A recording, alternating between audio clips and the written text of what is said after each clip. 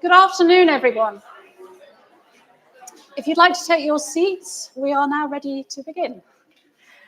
Welcome to the Security Women Conference. I am Juliet Coleman, the Director of Security Women.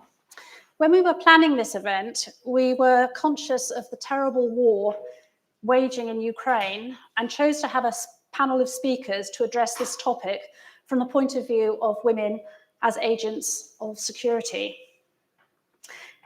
This afternoon, we have 3 panels of speakers, and the one on Ukraine will come towards the end of the afternoon. Less than a fortnight ago, unimaginable atrocities were carried out in Israel, which ever since have been the topic of much heated debate and discussion, and repercussions have reverberated around the world. It's an atrocious situation. It's also very complicated. We at Security Women believe that if women were able to participate equally and in all aspects of security, defence and peacekeeping, and in leadership positions, there would be less misuse of power and greater scope for compromise and communication, and indeed cooperation and understanding. On the 31st of this month, it is the 23rd anniversary of Security Council Resolution 1325, which is shorthand Women, Peace and Security. This resolution called for states to increase representation of women at all decision-making levels in national, regional and international institutions. It's a very slow implementation. But at least more countries are adopting their own national action plans for women, peace and security, which works to translate women, peace and security into action. We'll hear more about this in our peacekeeping panel shortly. But first of all, I'm really excited and delighted to welcome the Right Honourable Yvette Cooper MP, who is the UK's Shadow Home Secretary. Thank you, Yvette.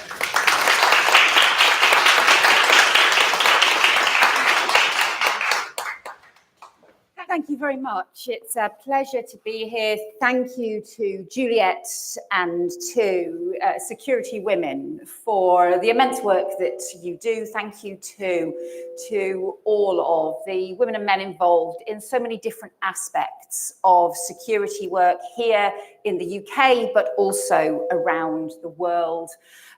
Working in our armed forces, in our security and intelligence services, in our police forces, in our public sector and private sector, and in our communities, the work to keep people safe, to keep our communities safe, and to stand up for our democracies, to stand up for our democratic values that we need to safeguard here and across the world. I wanted to begin obviously with just some reflections on the terrible events, as Juliet has talked about, the terrorist attack by Hamas in Israel and the impact that has. But then I want to talk mainly about some of our homeland security issues and why it's so important for women to be involved in security work here in the UK.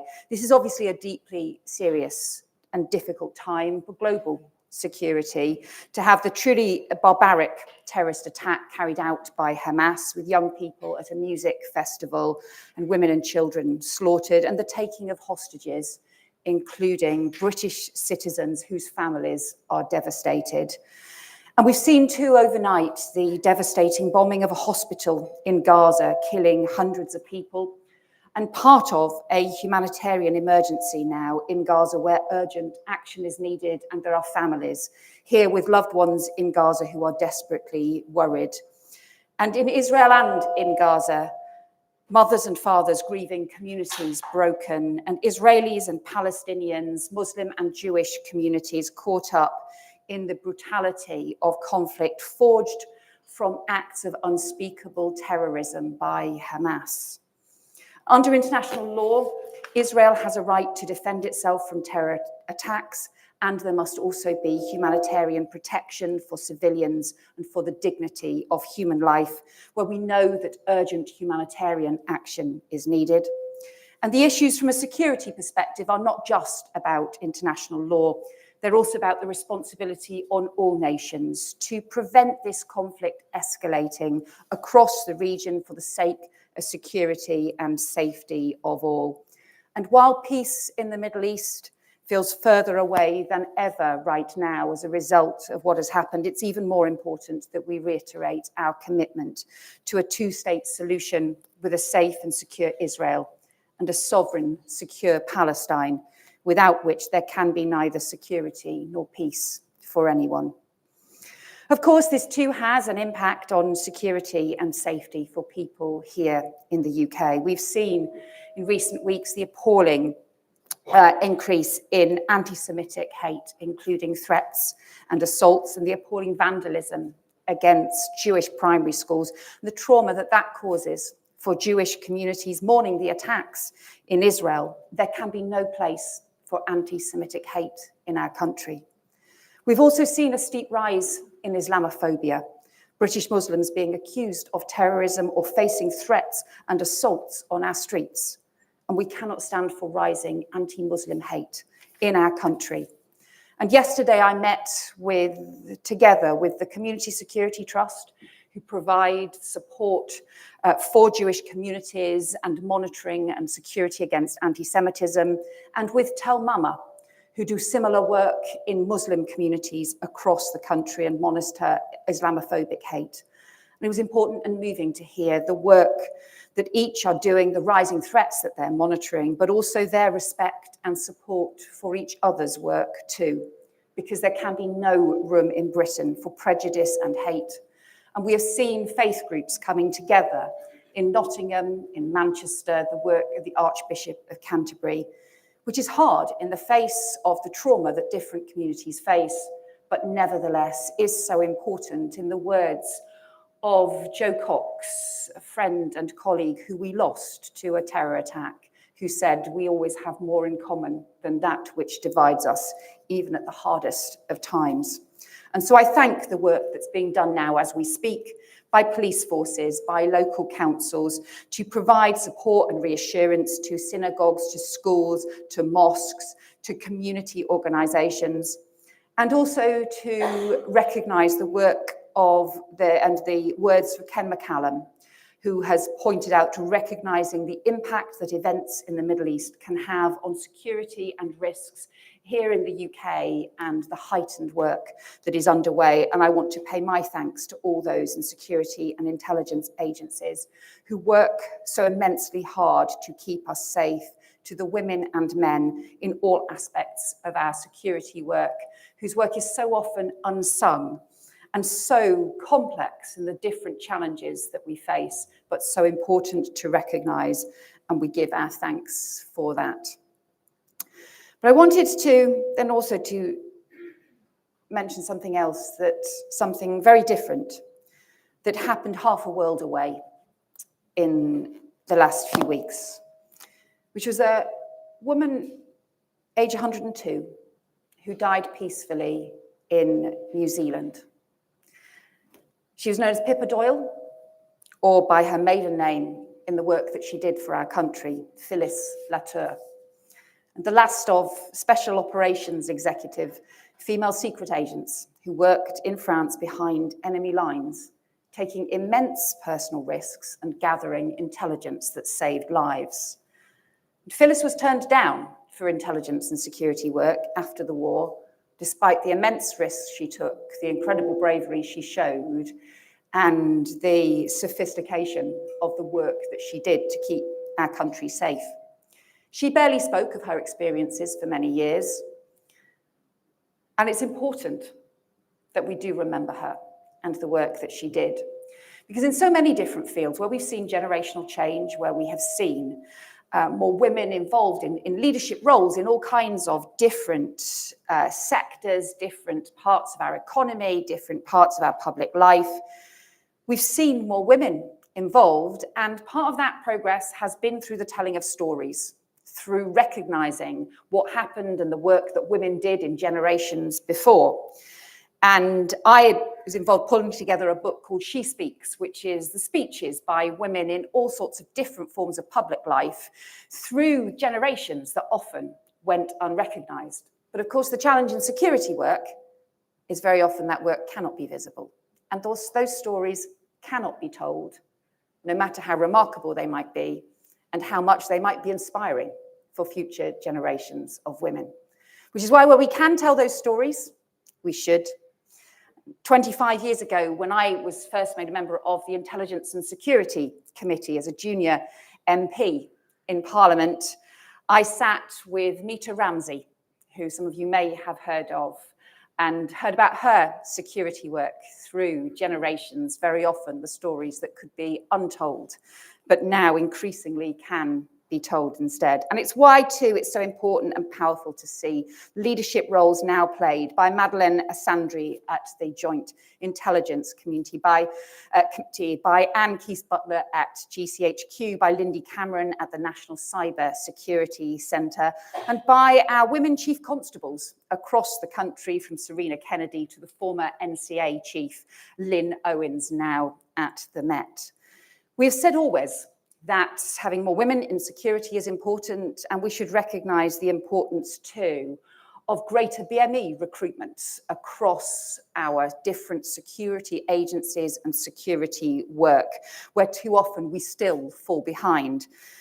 And some of this is about recognising that equality and equal respect are at the heart of our democracy. Those are the values that our security agencies and organisations are tasked with defending. But it's also because the police are the public are the police. It's the same across our security work, that having that trust and consent in our security organisations also depends on them reflecting the country we are to make us better able to keep us safe, and having the different diversity of views and perspectives that allows us to recognise the very complex challenges we now face. And that's what I want to just finally reflect on, is the way in which we have seen the geopolitical landscape, kaleidoscope, shaken and transformed, the security landscape shifting and changing. Obviously, recent events in the Middle East will have a significant impact, but it comes against a backdrop of rapid change. The events that we have seen in Ukraine, the events too, as the update to the government's integrated review warned in March, the transition into a multipolar, fragmented and contested world has happened much more quickly and definitively than anticipated. And as they said, we're now in a period of heightened risk and volatility. The continued challenges we face from Islamist and far-right extremists, the challenges too from the steep rise in state-sponsored threats and challenges which stretch far beyond conventional espionage, from the Salisbury attacks to the operations of the IRGC, and the source of the threats to our national security changing, so too are the forms that those threats and challenges take, be that private military companies like Wagner to huge organised crime syndicates and kleptocrats, cyber attacks, ransomware, and the impact of Chinese operations on our critical and strategic infrastructure and technology that could create new vulnerabilities for us in the future. So some of the principles that we in the Labour Party have set out, I have set out as the Shadow Home Secretary, about how we should respond to those shifting sands, is about the need for us to build a breadth of resilience, not just a depth of expertise in key areas. We need the new active partnerships to keep pace, international partnerships and domestic ones. For example, we cannot tackle terrorist money laundering without buy-in from banks and regulators. New partnerships, new players to deal with the different kinds of challenges, be that social media companies or other organisations too. We need leadership from government and from the Home Office, and to recognise that trust and consensus are part of that. When democracy itself is the target, the resilience of our communities matters. And as we support our security intelligence agencies, our police forces in the work that they're doing, we support the work around counter-terror, we support the different security work, there are also areas where we need now to go further. We have called, for example, for a new overarching homeland security framework, which puts state threats on a similar long-term strategic footing as counter-terror, to have the first contest strategy for state threats and challenges, and a new joint cell between the Home Office and the Foreign Office to work together on those changing challenges, including changes to the law and dedicated legislation too. Secondly, to have closer cooperation between the Home Office and the Treasury around the economic challenges that we face, the economic threats and vulnerabilities to our national security, where we need long-term planning, not simply a reactive approach. Thirdly, we need a much more concerted approach around the fast-changing issues around AI, for example, its use in both terrorism and radicalization, and online radicalization and new online challenges. And fourthly, we need to renew the work around hateful extremism and community cohesion, which has fallen by the wayside in recent years, but may be becoming more important than ever. But in all of these areas, we would hope this would be cross-party cooperation on national security through the years. We have taken a cross-party approach, and we have actually a principle in the Labour movement, which is we're stronger when we stand together than when we need each other to sink or swim alone. Nowhere is that more important than in the security of our nation. That we stand together, we work together on our security. And it's crucial that as we deal with those complex and ever-changing threats, that women are part of those debates and every aspect of them, with the different roles, talent, perspectives in every single stage of those security debates as well. And to support our communities, this is from the most acute response that we need to pursue and take action with the full force of the law against those who seek to do us harm, and the prevention and the resilience that we need to build in every stage in order to keep our communities safe. All of you are part of that incredible work, and I want to just thank you for that immense work.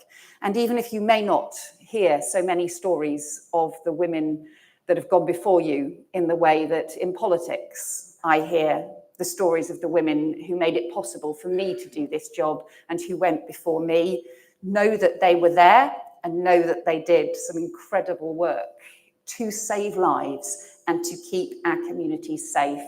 And we thank them and thank you for all of the work that you are doing, building on their legacy. Thank you very much.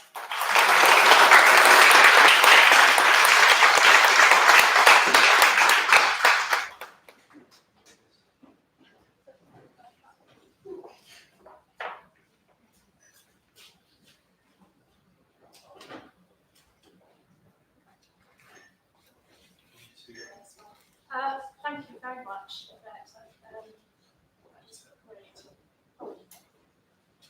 Thank you very much indeed. We're now going to move on to our peacekeeping panel.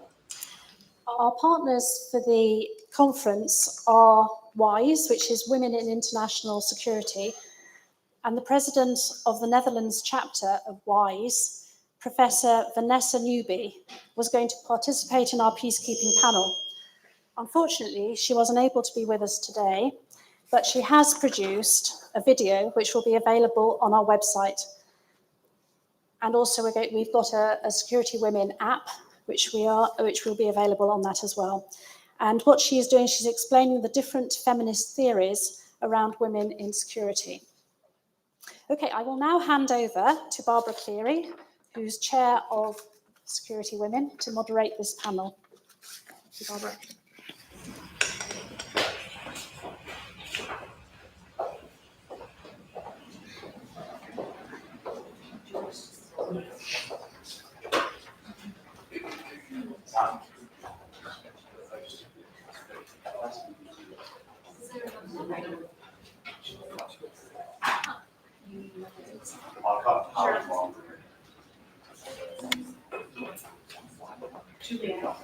We need the microphone. Okay. I need my niece to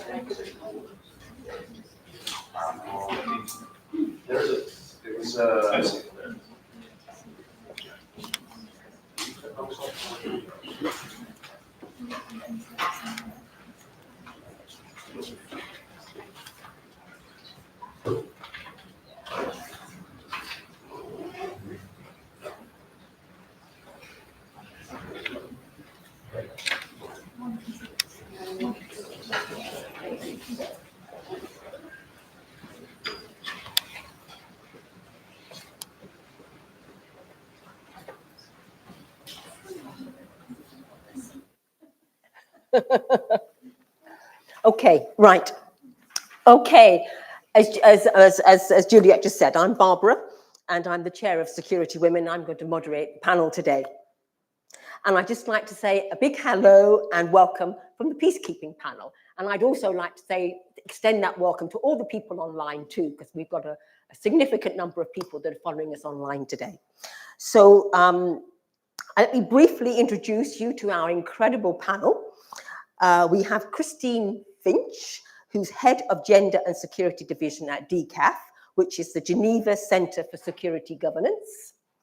We have Heather Hootonen, Gender Equality Specialist Consultant and Trainer. We have Captain Dorothea Bade, Company Commander with the Norwegian Armed Forces.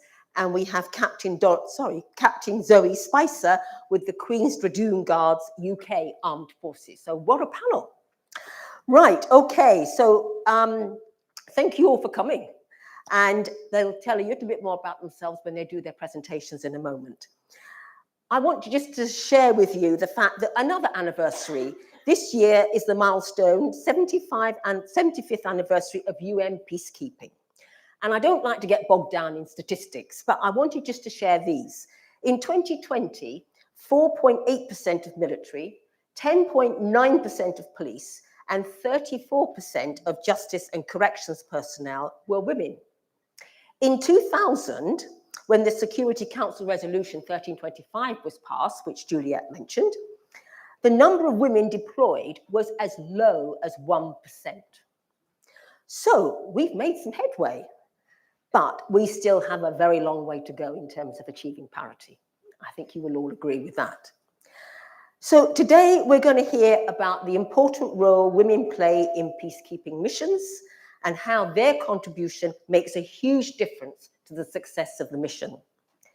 We will hear about the initiatives that have been designed to raise the bar for women in peacekeeping and accelerate the number of women deploying into peacekeeping roles.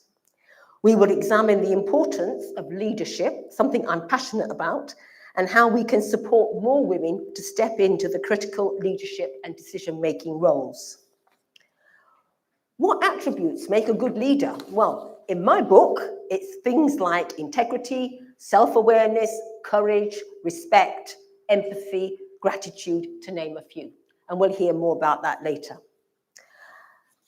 We will also look at the progress in the reform of peacekeeping and how we can extend that pipeline so more women, police and military officers will consider and know that they can deploy if they want to. It's a career opportunity. So that's what we're going to be doing.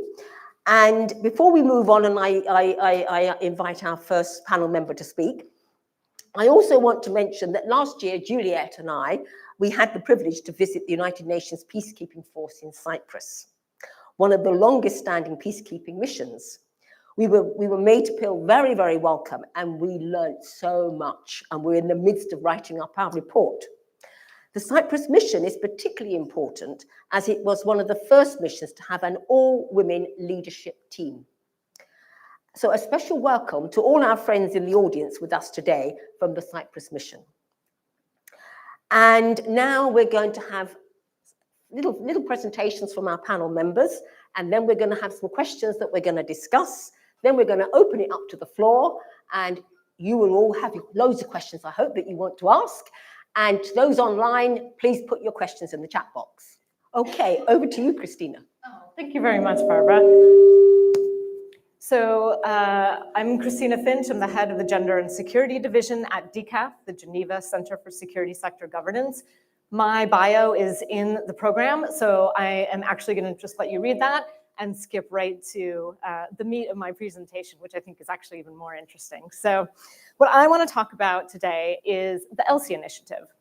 The ELSI initiative is a Canadian-led multi-stakeholder initiative that aims to increase women's meaningful participation in peace operations. So it began about 5 years ago. And we've developed a methodology, along with Cornell University, to be able to assess the barriers and opportunities to women's meaningful participation in peace operations at the level of national security sector institutions in troop and police contributing countries.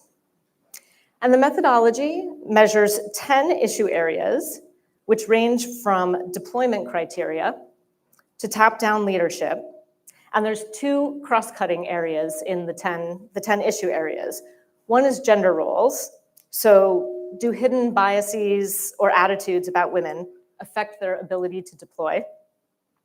And the other is social exclusion. Are women treated as equal members of the team? And the initiative seeks not only to increase the number of women that are deployed, but to go beyond that, right? To really talk about whether women are able to meaningfully participate. Are they given the opportunity to lead, to thrive, to participate at every level, right? So during the pilot phase of the project, we worked in 7 countries around the world, in Ghana, in Norway, in Uruguay, Senegal, Jordan, Bangladesh, to pilot the methodology. And what this led to was some really significant findings that are data-based about what it takes to make sure that women can participate meaningfully. We produced a global report that we presented at the UN last summer. There are a few copies on the table, but also just rest assured, all of our publications are fully available online as well. So currently there are actually 19 security sector institutions in 15 countries that have undertaken a MOIP.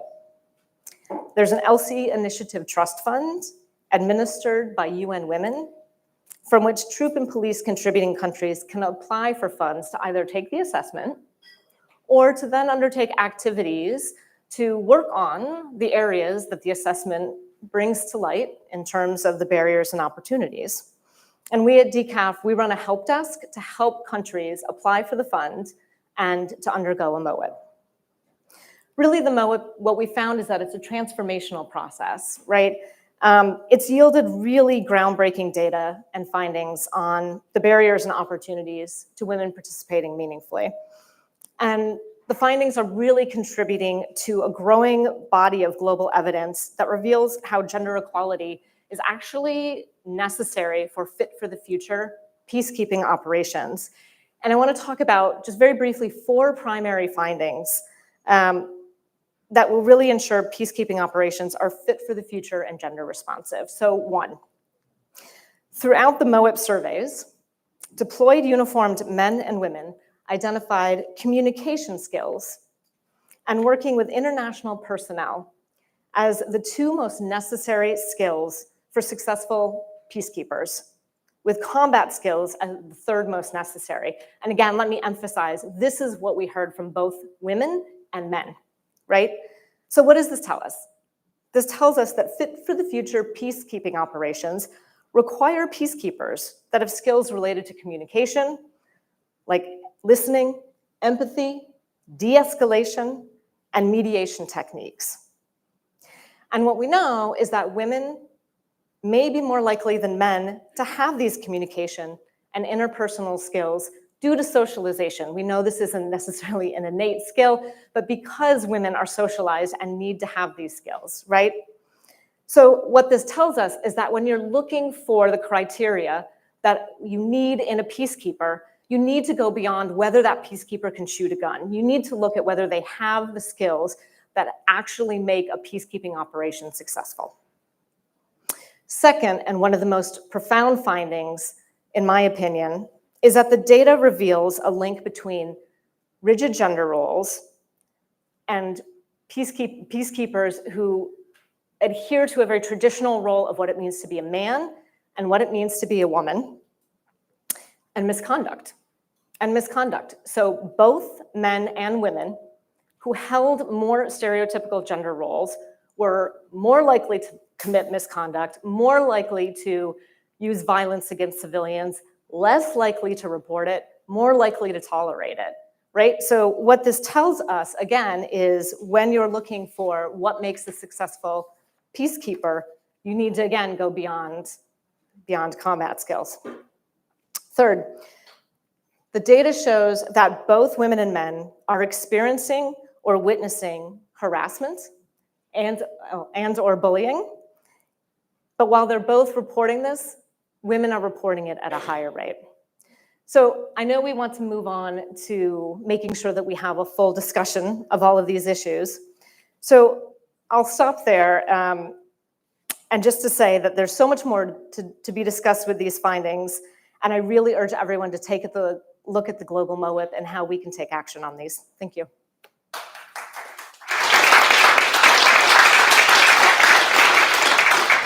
Thank you, Christina, and be sure that we're going to, in the questions, we're going to come back to it. So there'll be more opportunity to talk about it. So over to you, Heather. Thank you so much, Barbara, and good afternoon to everyone. It's a pleasure to be here. You can also read my bio if it's of interest in the pamphlet. What I will say is that I've had the privilege, indeed the privilege and the honor, to work in the international realm for the last 13 years to advance gender equality in the context of security sector reform and governance. And this, of course, includes working with troop and police contributing countries. And I have one takeaway that I have learned from this experience that has really reshaped how I understand the work at hand. And that's the extent to which gender-based norms, roles, and stereotypes are consistent no matter where you go. Let me give you probably the most consistent example I have come across. Again, it doesn't matter if you're in Norway, if you're in the UK, if you're in the United States, or if you're in another context. Men are protectors and providers. Women are mothers and caretakers. We reinforce and enforce and maintain and continue these gender norms and roles using stereotypes. These are the narratives that we tell ourselves, we tell our children, our communities, our spiritual institutions, our governments, in order to maintain this separation. What do we tell about these things? We tell that men are strong physically and emotionally, and we tell that women are weak physically and emotionally. We tell stories about how men are logical and rational, and that sets them up for leadership, doesn't it? And we have a narrative about how women are empathetic and caring. Doesn't that set them up for support roles? What's that quote? Behind every great man, there's a great woman. We still hear that. This is a common narrative that we have all over the globe, and it has profound implications for social, political, and economic organization of our societies, including how we think about security. What is security? What does providing security mean? Who provides it? And to whom do they provide it? We heard a little bit earlier about this horrific conflict executed by Hamas recently. And one of the things that I have heard over and over again recently is the refrain, women and children killed, slaughtered, harmed. Let me ask you something. Were no men slaughtered? Were no men harmed? We have a problem. And part of our problem is that when we have what I would call the gender protection norm, which is the women protection norm, also in the MOIT, we have on the other side of that the men expendable norm. And I want to be very clear. If we want to advance gender equality, we absolutely need to address both sets of harms. We need to address the cycle, the self-reinforcing loop that these gender norms and roles create. We've spent 30, 40, 50 years elevating women, empowering women, building the capacity of women, and challenging these gender-based stereotypes of women and girls. Fantastic. But the work is not done. We have left the men and their institutions behind. To steal a phrase from Richard Reeves, who's from the UK, who's published a recent book of Men and Boys, we need a new kind of man to be able to meet the reality of the new world and the new kind of woman. We need new institutions that can meet this demand, and we need people who can meet that demand. And that means thinking about how gender equality is actually the mechanism to create enabling conditions for more women to enter security and justice institutions, to deploy to peacekeeping. And that means looking at these gender-based norms for both. Thank you.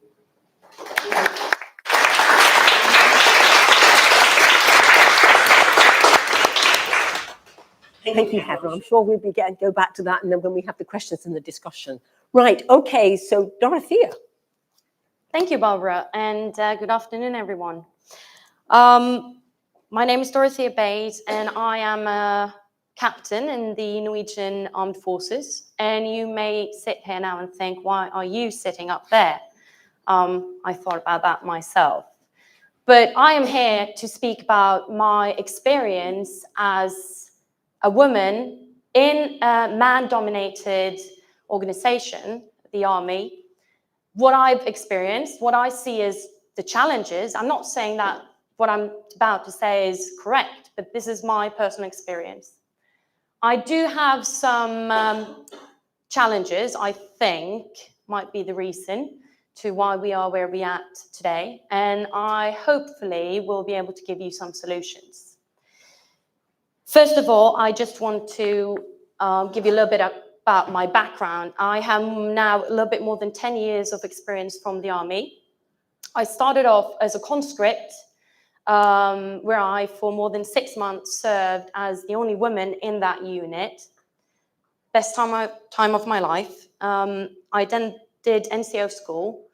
We were a bit more women at that time. Then I went into officer school. Same amount of women. I went out as a platoon commander, and today I'm a company commander. And in my unit today, we're almost at 40% women. The problem is, when I started off in the Army, I was very reluctant and avoided anything that had to do with the gender topic whatsoever. Once I heard the word women meetings, inclusiveness, gender equality, I got really, really reluctant and just thought, I cannot be part of this, because I was so afraid of being branded. I was so afraid to be that person as a woman and not part of my team as equal to my men colleagues. And I think this has luckily changed, which is why I'm here now today. But it took me some time, and it took knowledge. I did not know what this was really about, because every time I heard the word gender, I thought, oh, gender equality. Yes, it is gender equality, but it's so much more than that. It's diversity. So the reason we need women participation is because we need diversity. We need different mindsets. We need different approaches. And to accomplish that, we do need some targets. Maybe quotas could be a way to reach those targets. But if you look at the challenges I've stated here, I actually forgot my main point, but it's all about maximizing operational impact and increasing its effectiveness. When I understood this, and this is not just women participation alone, this is gender perspective. This is, yes, it is gender equality, but but it is about making it better and making it work for all of us. And some of the challenges is, I believe, related to lack of understanding in education, because I didn't know. No one told me that this gender meeting was about diversity and explaining why and how to include women so we can accomplish just that. Target numbers and quotas, I experienced it created the wrong motivation. And I do believe that we today have too much focus on the political targets. I'm not saying we don't need them, because I do believe we do. They do create, if I could have the next slide, please. They do create, make us accomplish, set some targets and actually use policies and frameworks to reach these goals. But the problem is when these policies and target numbers go from being a necessity to an obstacle, making women like myself not want to relate to it, not want to take part in this. This is where we got to be really, really careful. And going back to what Heather said about we need to address all the issues, not just women.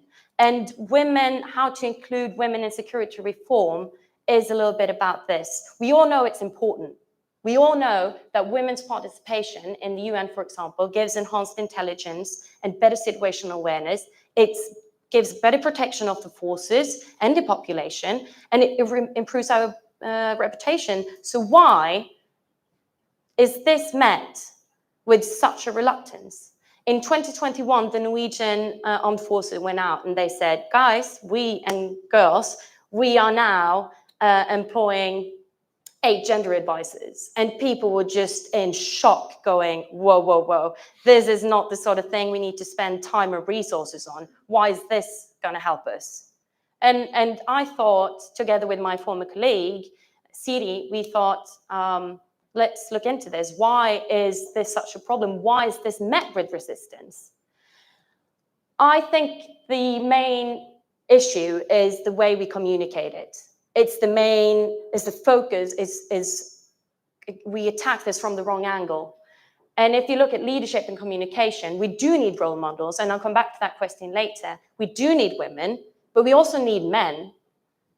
And we need the people to understand that this is about operational effectiveness and not just gender equality. Because if I make my colleagues see that gender perspectives in operational planning will give us an advantage, they will go, okay, I'll analyze gender perspectives just as I want to analyze the terrain before going into an operation.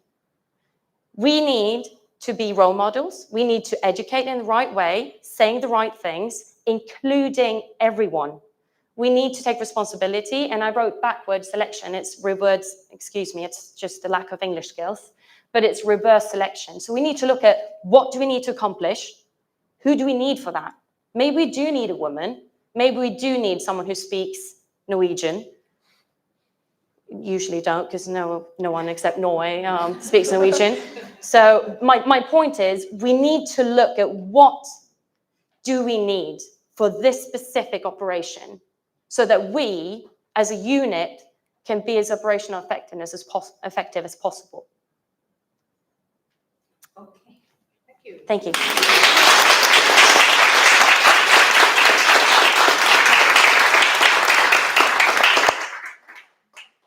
So thank you, Dorothy, and that's so important, bringing into the conversation diversity. Zoe. Good afternoon. I'm Captain Zoe Spicer. I'm currently deployed out in Poland with the NATO Forward Land Forces, acting as the UK contingent's liaison officer and training safety officer. So I've got a whirlwind 48 hours back in the UK, which is wonderful.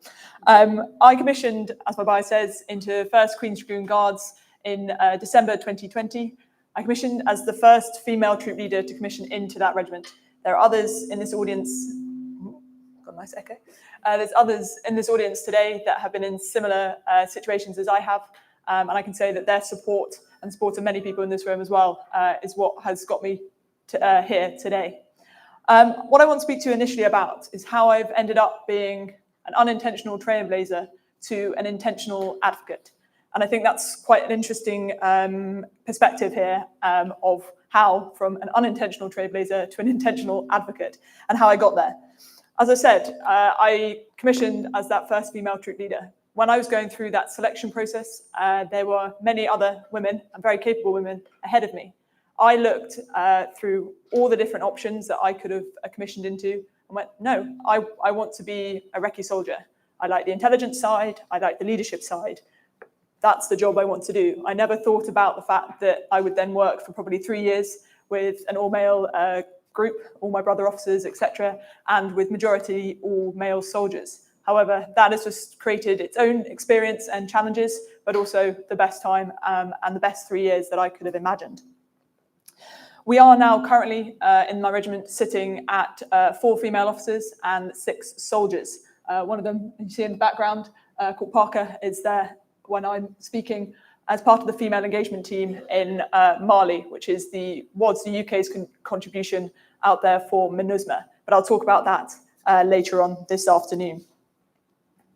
I think what's really important to say there is that how I've gone from unintentional to intentional. I very much wanted to get into the regiment, do my training, keep my head down, and just do the job. I never wanted to be seen, as Dorothea has alluded to here, as that woman doing the job or that female troop leader. I just wanted to be the troop leader and get on. I think it very quickly was apparent that that didn't happen. I couldn't be a grey man, or grey woman. I had to actually just get on and do that job and not try and transform my behaviour to be what everyone else wanted me to be. I was very lucky, and I do say lucky, although I've been told already from pre-conversations before this panel that I shouldn't say it, that I deployed straight out of phase 2 training to a pretty punchy operation in Mali. And that gave me a good opportunity to prove to any people that thought I couldn't do my job that I could do it. The interesting was I turned up day one and had an interesting experience with my first troop sergeant, who couldn't work out how I could be a female troop leader, part of the female engagement team, but still do the same job as all the other 3 male troop leaders were doing. And I think the best way of describing that was that I was a troop leader who happened to be a woman, that therefore happened to be able to run a female engagement team and therefore contribute, in my opinion, to 50% of the population and our peacekeeping effort there. For example, someone else, male troop leader, happened to be a man, just happened to be anti-tank, anti-armor trained, and therefore could do that role. In my opinion, that's how you link the 3 together. In addition to that, by being able to show that I was doing that job, I realized that I had a very important additional job to do. By demonstrating it, I was demonstrating it to family and friends. I was demonstrating it to my all-girls school that I went to for 7 years, that actually, look, it's a very different career plan and I didn't intend it, but this is where I am and this is what I'm doing. And I think that more women joining these regiments, more women in the combat arms, so that is cavalry and infantry, shows that the young people that you are able to do these jobs and look what other interesting things you can go and do. That, I think, is how it's gone from being unintentional to intentional. I realized I no longer have to hide away, but I can also get on with my job and show women can do these jobs and make it important. I think with regards to women in security, it's a huge, broad scope here. What I can personally talk about is women in security at a low tactical level and in my role there. I think this shows, and very importantly, also the support network that you get, not just from events like this, but from family, friends, women who are also in the army, particularly in the combat arms, and how much support they can give you, which can sometimes feel a very daunting, isolated place, but increasingly becoming less so. So I look forward to hearing everything that everyone has to say here, and very much looking forward to your questions as well. Thank you, Barbara.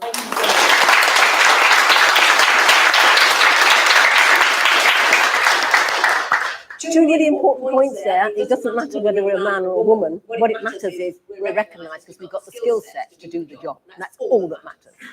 And the other thing is role models. We need role models. People need to be able to look in and see themselves in that group and say, I could do that. If you can't see yourself, you don't know that you can do it. You don't see yourself in there doing that job. So role models are hugely important.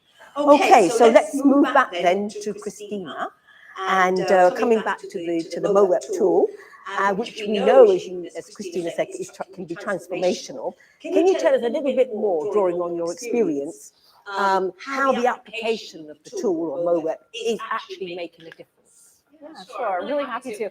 So what I said earlier is that even the process of going through this MOWEP assessment is transformational. That's what we found, right? So you need to have senior level buy-in for this to even happen. So right there, that's a great step towards gender equality.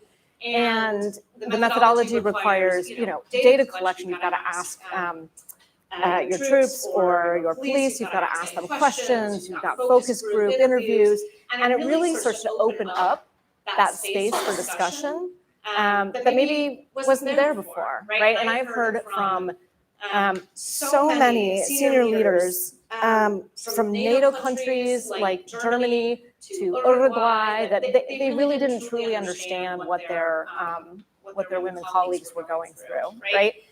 And I think one of the most important discussions it's opened up, and one of there's so many critical findings that I really want to mention was mental and psychosocial health services and support. And again, like with most of these findings around like harassment and bullying, men and women are both reporting that this is an issue for them, but women are reporting it in a greater number.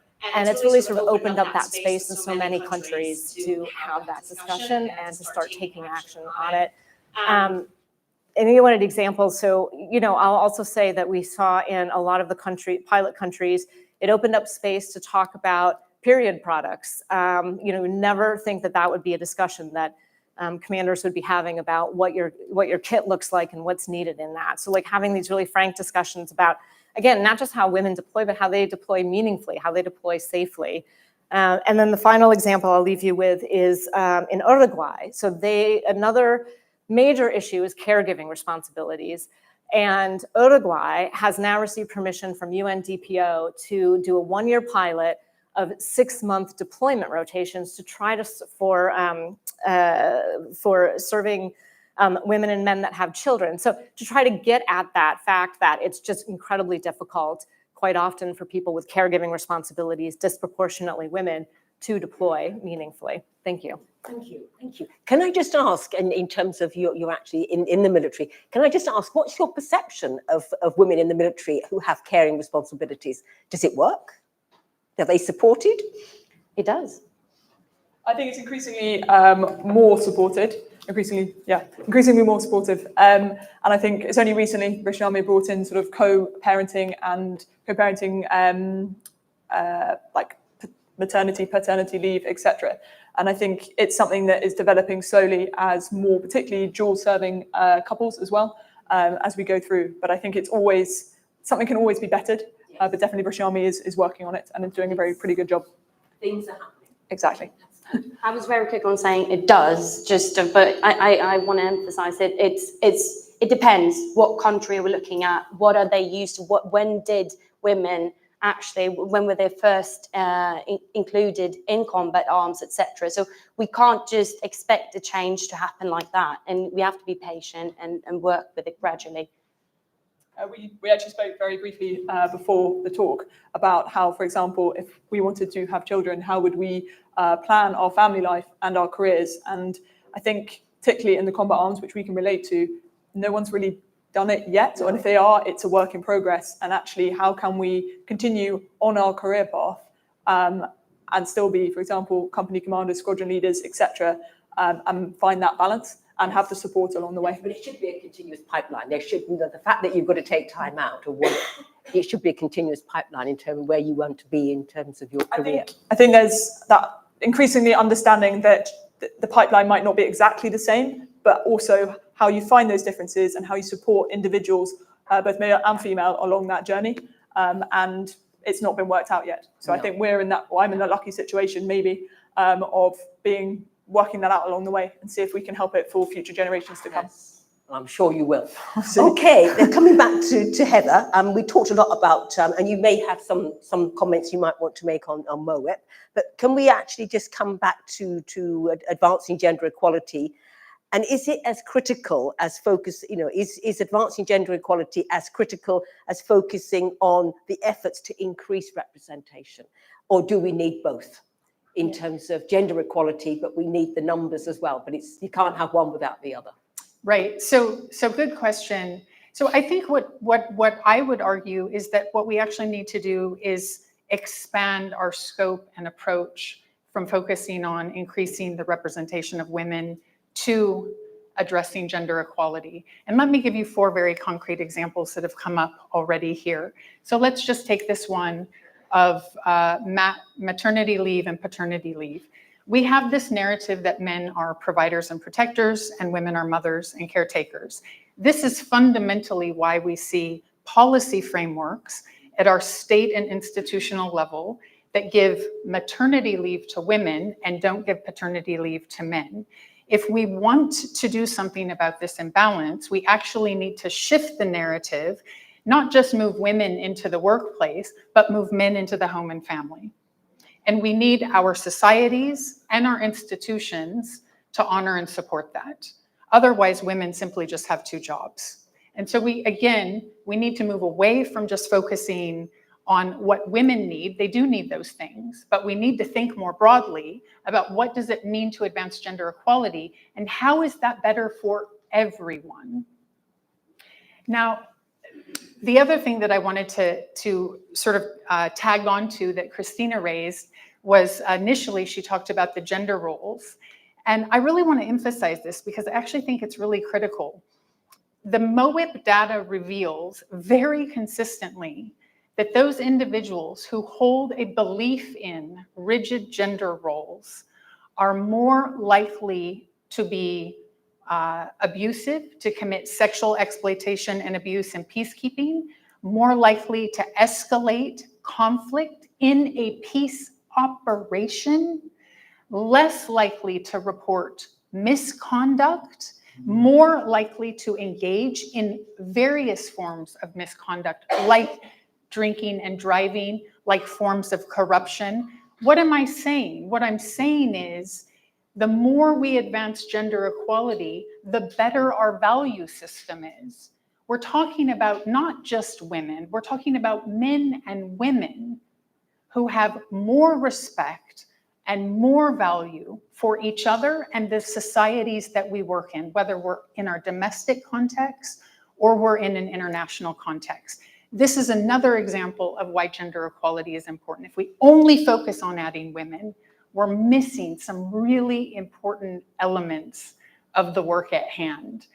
So I think that at the end of the day, we have done really important work, beginning with women's suffrage until now.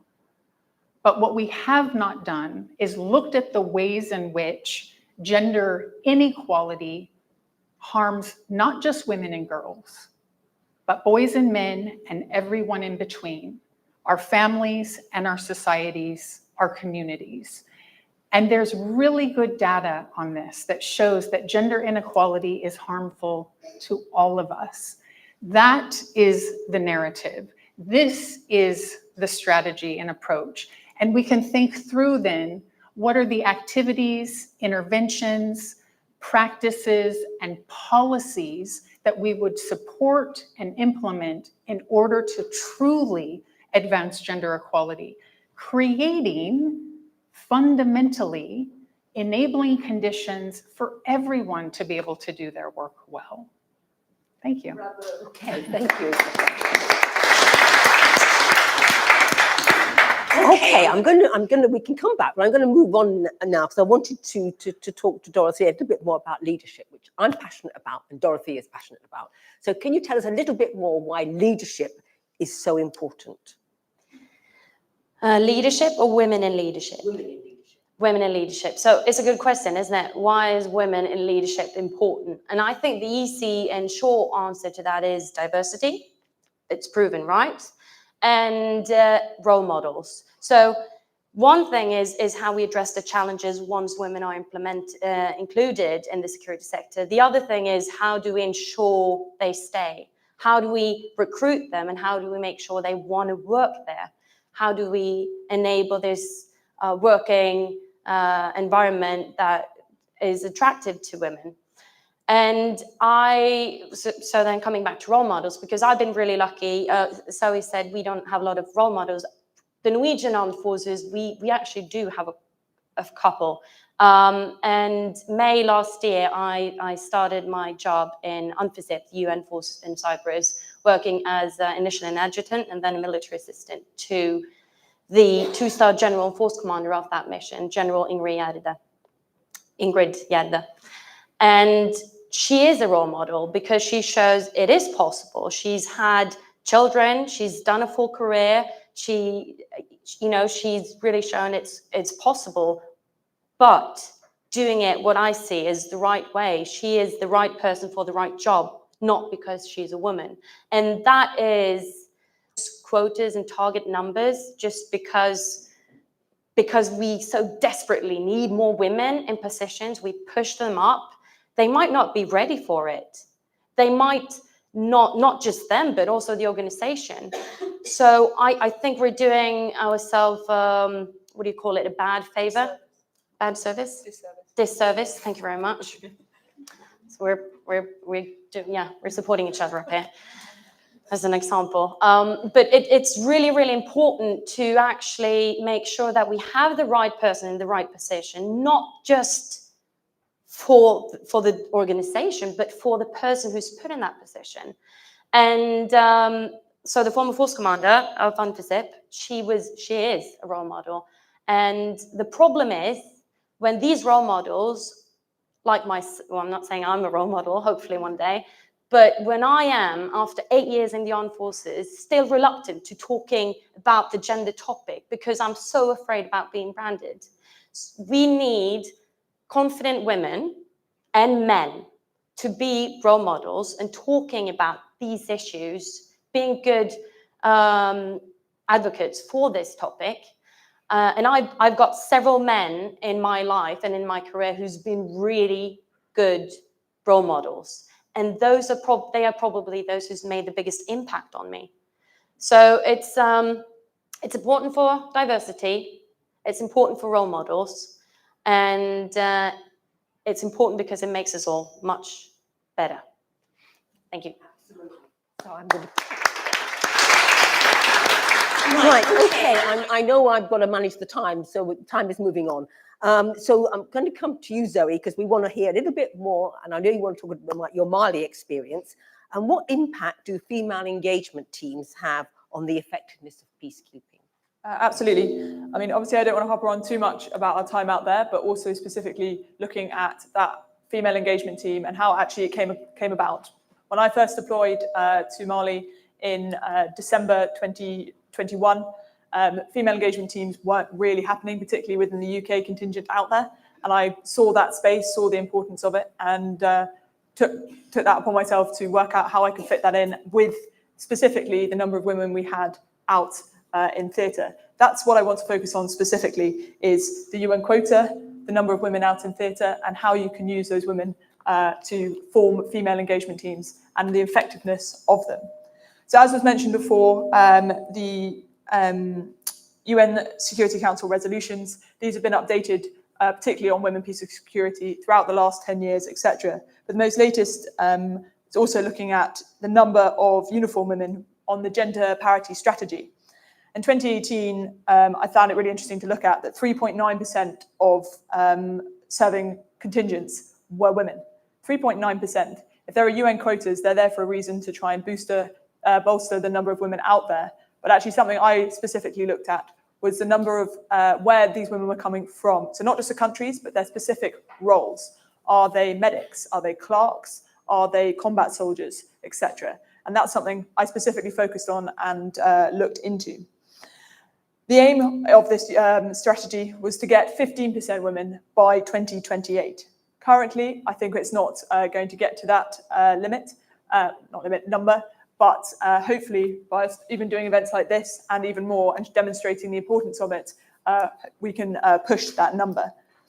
Looking specifically at the UK's contribution in Mali, we were deployed as part of the long-range reconnaissance group That's just the title because we incorporated lots of different units together. It wasn't just the 1st Queen's Dragoon Guards.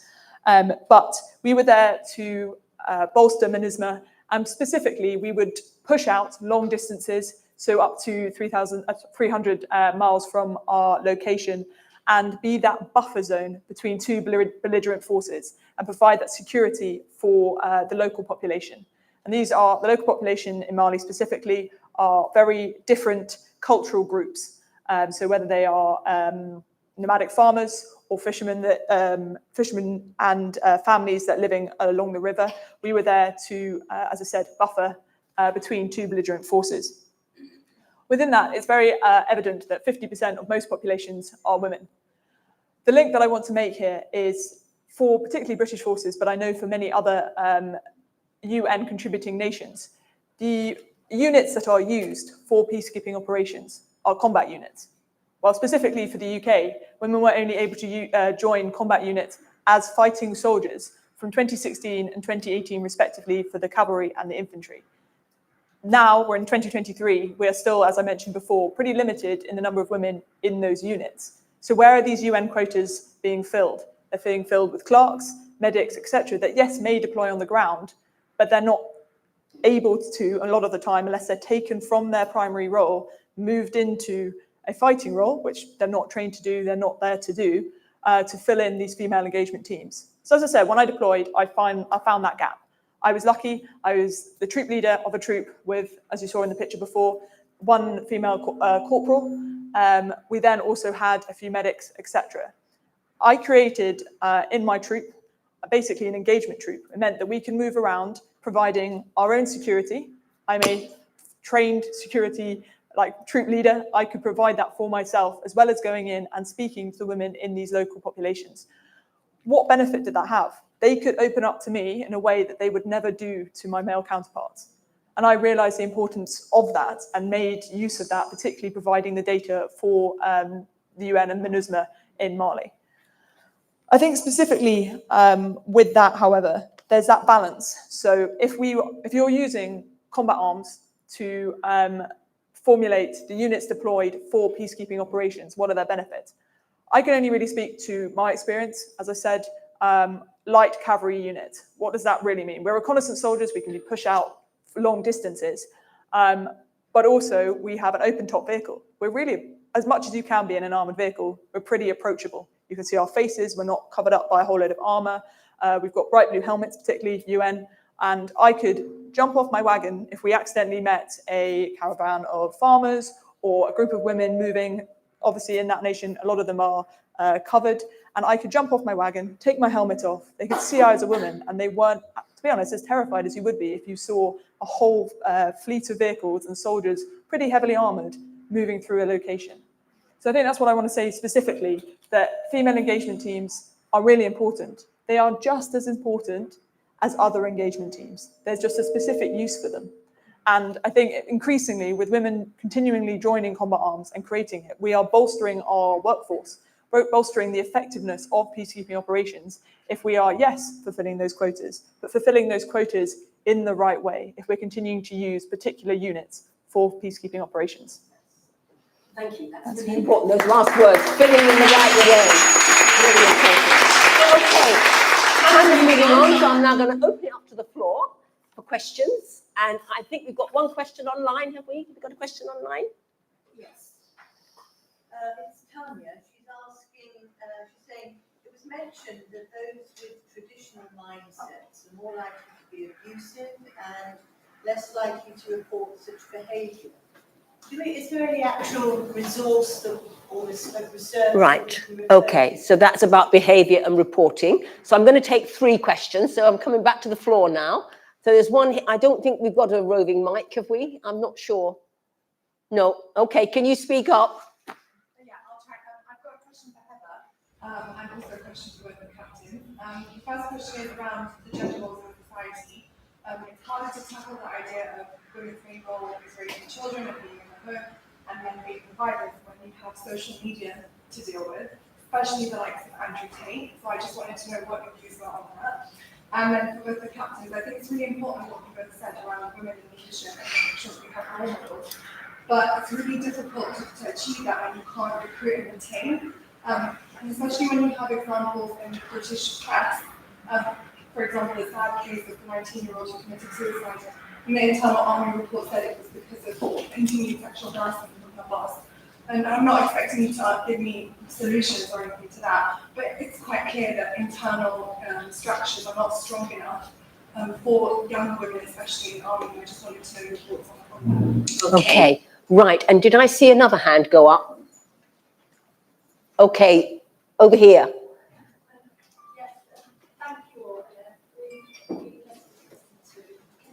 Can I just ask you to speak a little louder? We'll see if we can find a roving mic in a moment.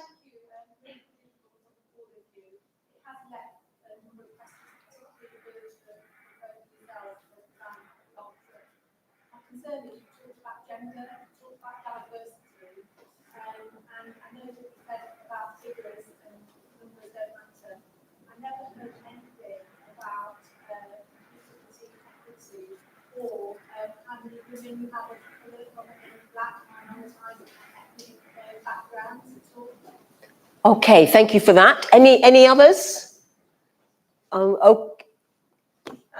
you very much for all of what you said so far, because I've just been writing down notes really. But I work in the private sector in a defence company, and I just would like to understand what we can do more in the private sector to attract female. And I do take your point, not just female, but the true diversity at all levels. Right. Okay. And what can we do to then retain these individuals? If we retain and we give the right confidence, they can go through and they can actually progress in their career, etc. So what can the private sector do to support? Yeah.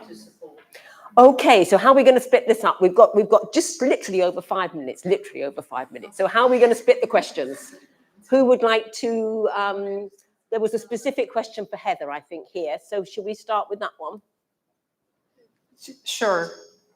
But just to pass to Christina, because it's easy. Yeah, we'll just go down It's the data. down the row. So, okay, basically the answer to the data question is what came out through the MOIT methodologies in those pilot countries was across the board, both men and women who held stereotypical roles of what it means to be a man, what it means to be a woman. There's a correlation there with how likely they are to both commit sexual abuse and exploitation, escalate situations, and how willing they are to report them. So that is in the data in the MOIP that you can look up online, and the findings that then that leads to. The solution or the recommendations are about character profiles and what you look for in a peacekeeper, which also links to the earlier comments I made about the skills that are actually necessary and whether they are truly combat skills. No, peacekeepers are saying it's actually those mediation and soft skills. Full stop. Okay. Yep. And so for the person who's online, just to be clear, that if you're looking for this resource, it's called the Global MOIP Report. MOIP, Measuring Opportunities for Women in Peacekeeping. And that's available online as well. So to the comment about Andrew Tate and social media, it is a challenge, but I would actually make the argument that I think if we look at the rise of Andrew Tate and even Jordan Peterson for an older crowd, why is there so much resonance here? I would actually say that this is this place where there isn't an offer for a new kind of man. And what happens when there is no offer for a new kind of man is they want to go backwards. They want to go back to tradition. They want to go back in history to a time when they were the provider and protector, when they were sexually virile, and when they were the ones who made the decisions, the decision makers, the heads of households. And I think that's part of what I'm making the argument for, is we have a problem right now. We have been able to get women to recognize their value and feel confident and move into counter-traditional roles in the world. But what we haven't done is actually provided that same scope for men and boys.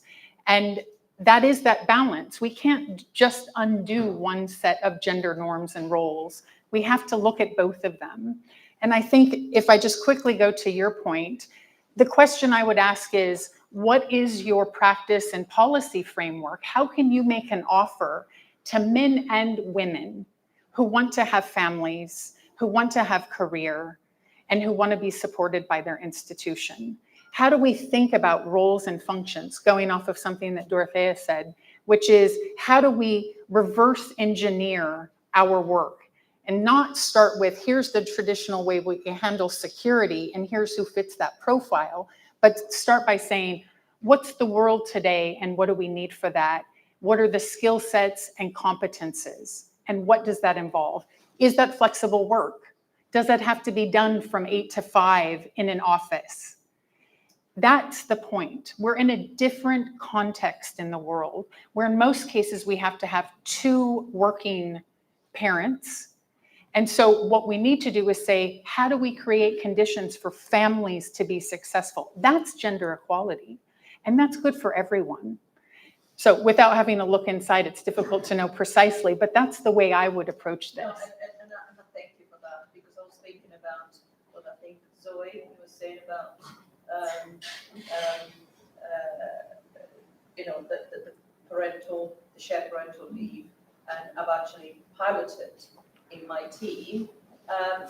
Unfortunately, and I'm trying to now pilot differently, the shared leave was unpaid, right, for the man, and I want to achieve for men in my organization, hopefully one day, don't know how long it's going to take, to actually get paid for that, because that shared parental leave, he could take the leave just because they could both afford it. Yes. Right. But if you can't, then obviously that's not equality. So I need to take that point, and I think that is something that I would think that, we'll take it away. That's the important point. It's those that can and those that can't. Yes, and what are we going to do for those that can't to create a level playing field? And that's really important. Okay, we're going to have to literally wind up in a couple of minutes. So observations on the questions from Dorothea and Zoe. I'll try to answer your question quickly. It's a difficult question, but I think going back to what I said about role models and creating an environment, we need to get rid of the bias and stereotypes so that we ensure that women like myself are not afraid to go into these meetings and encourage other women to take part, to talk about things, not just women, but also men.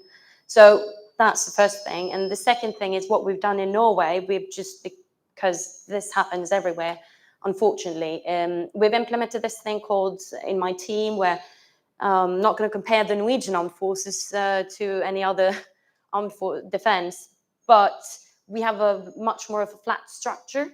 So we go into teams from all levels and we talk about strengths and weaknesses at all levels. And this is now something that we're obliged to do. Which might be able to create this environment, this structure that you asked about, to ensure that we have this environment where it's the threshold is much lower. Yes. And the other point is that on the Cyprus mission, one of the units had put in place regular meetings where they actually sat down and discussed all these issues on a regular basis and found solutions together. So we can probably say Zoe. something about, because that's British. I think I can probably answer a bit of both of your questions. The first one is any horrendous events that has happened within the British Army, etc., over quite a long period of time. I think it can come down to, or personally, I think it can come down to a few issues, is recruitment, integration, and retention. And I think that we've got a lot of work to do. And I say we because I'd like to have a huge part in it. And I think that's why I said, as that advocate, I think we can have a huge part, both men and women, to improve that throughout. And I think that will improve that lived experience, but also to assist in any individual, and I say individual because it's men and women, etc., to have a better time and actually prevent anything happening in the future. So I'm saying not perfect, but there are many aspects that and issues that are being looked at to support that. For example, and I've quite a lot of work into it at the moment, we have Army Service Women's Network. We also have BAME networks, we have parental networks, etc. And I think the more emphasis that are put on these networks, the more support individuals have at any level, and also particularly rank range. You never know what people are comfortable in talking about. If you create this no rank range structure in these networks, people are going to be more happy to talk about certain issues, and therefore their help will be provided there. I think one more comment I wanted to make is, I think looking at for white women, I want to make a point here that we can only speak from our perspective and to look more at an intersectional level. I think it's happening, and I can again speak for the British Army, it's very much happening on these networks I spoke about. And I think if we can try and link together all of that in recruitment, retention, integration specifically, I think we can have more of a positive impact on that. But I think it's also learning from experience and getting individuals to stand up and speak about their perspective and the time that they've had, whether that's in a civilian perspective, in a military one, or in any different roles. But I completely recognise your point there, and I think we can only really speak from our experience, but it's just as important or even more. But just to add on the back of that, the other thing we need to do is to be more open and transparent, because I am quite sure there are many, many, many young people out there who just do not know that these career opportunities exist. So therefore, we've got to do an awful lot more work in schools. And I'm appalled that when I was in school, I didn't get any career advice. And I'm appalled that I still hear young people today tell me that they don't get any either. And I'm thinking this, I thought we would have moved on by now. So we've got to get really better in terms of transparency. Right, I'm going to give Dorothy the last comment, and then we're going to close.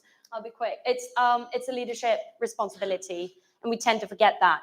But we need leaders who dares to go out and say, you know what, Dorothea, attending this conference is awesome. She's not a feminist just because, not that there's anything wrong with feminists. I love feminists. Just that's clear.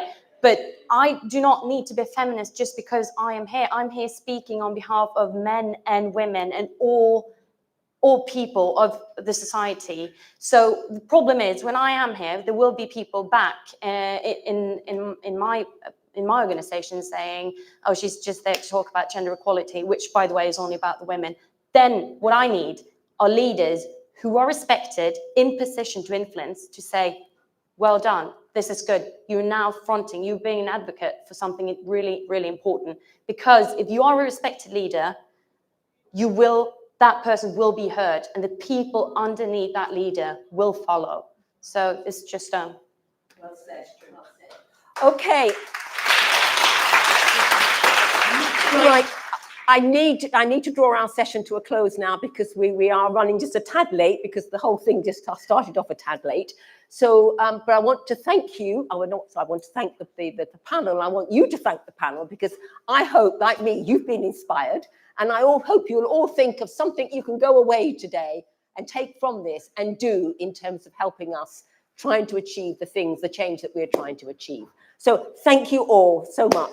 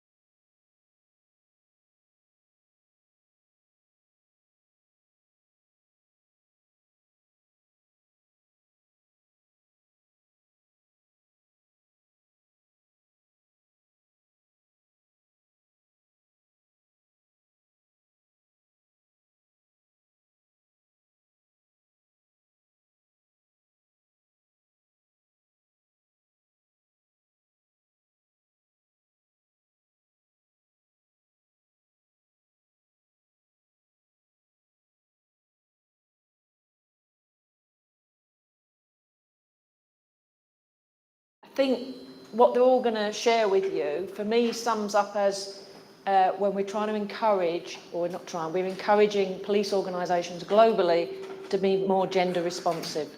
And we, as our military speakers just said, gender is not about women, it's about men and women. So I'll just share with you quickly a definition of gender responsive policing. So it's fundamentally about ensuring the needs of women and men, girls and boys, are considered equally when delivering policing services, as well as addressing the needs of women and men working within the police. And the other thing for gender responsiveness is it's not about pigeonholing women in the police into roles that only deal with women and girls. It's about ensuring that men and women within the police get the right roles, the equal opportunities to do the roles that fit their skills and their interests. So, without further ado, we're going to ask Matt to share some key share a bit about himself, what you're currently doing and the project that you're on, but also I know there's some key messages that you want to get out about women in policing. So, go. Thank you. So I'm Matt. I joined the army straight out of school, but I joined one of those fighting corps that at the time didn't allow women. But after that, I went into the National Crime Agency and the police, and I'm probably relatively unusual, certainly within my force, that most of my line managers or mentors throughout my policing career in particular have actually been women all the way up through the ranks until about 2 years ago. But that's not why I'm here. I'm currently seconded to the National Productivity Review, commissioned last year by the Home Office, and we were sent out to have a look at how can we make policing more productive, essentially in terms of the definition, how can we get the best from our limited resources, how can they deliver the best policing service possible. And you know the backdrop of all the challenges that are facing policing in England and Wales in particular at the moment. And we were asked to identify and deliver some tangible improvements to the front line. All of them are rather dull and bureaucratic and so on, but while I was doing that work, I did come across a lot of other national data and changes and opportunities, and that's what hopefully I'll be able to share with you today. As an example, we were looking at how can policing make better use of technology, using robotic process automation to assist us with speeding up vetting processes, which of course is one of the kind of key things we need to try and deliver in the post-Casey world. However, one of the things we discovered while we were doing our work is just how much the policing landscape's changed in the last 20 years. 20 years ago, 80% of our crime that a police officer would come across was only 3 things: theft, criminal damage, and burglary. It's completely different now. That same 80% covers violence, including domestic abuse and all the related offences. Theft, still there. Fraud, stalking, harassment, and public order offences, which will include all of your kind of online offences like malicious communications and threats to kill. So what an officer needs today is very different. They need specialist knowledge in particular types of crime, disclosure and how they push things through the court process, and digital skills. They need interpersonal skills so they can optimise their interactions with the public, because this is how we need to maintain and enhance trust and confidence from the public. And then the individuals also need confidence and the ability to support vulnerable victims. So you might argue a very different set of skills to what stereotypically you might have thought a police officer required 20 years ago. We also did quite a lot of work on workforce. 77% of our budget is spent on our people or the associated costs. And if you accept, which I think you have to, that people are key to our productivity, then there's a few kind of key pointers that you're pulling out from that. We have to have diversity of thought and experience to make the best decisions and get the best outcomes. And I'm sure I don't need to tell you about that. Although we were unable to track active data through it, we do know that legitimacy is key to police productivity. We simply cannot identify, prevent, and then prosecute crimes if people don't tell us and provide the evidence. So if the community doesn't trust us, we cannot do our jobs. And obviously representing and reflecting that public in all the different formats that we've spoken about in the previous group is key to that trust and confidence and legitimacy.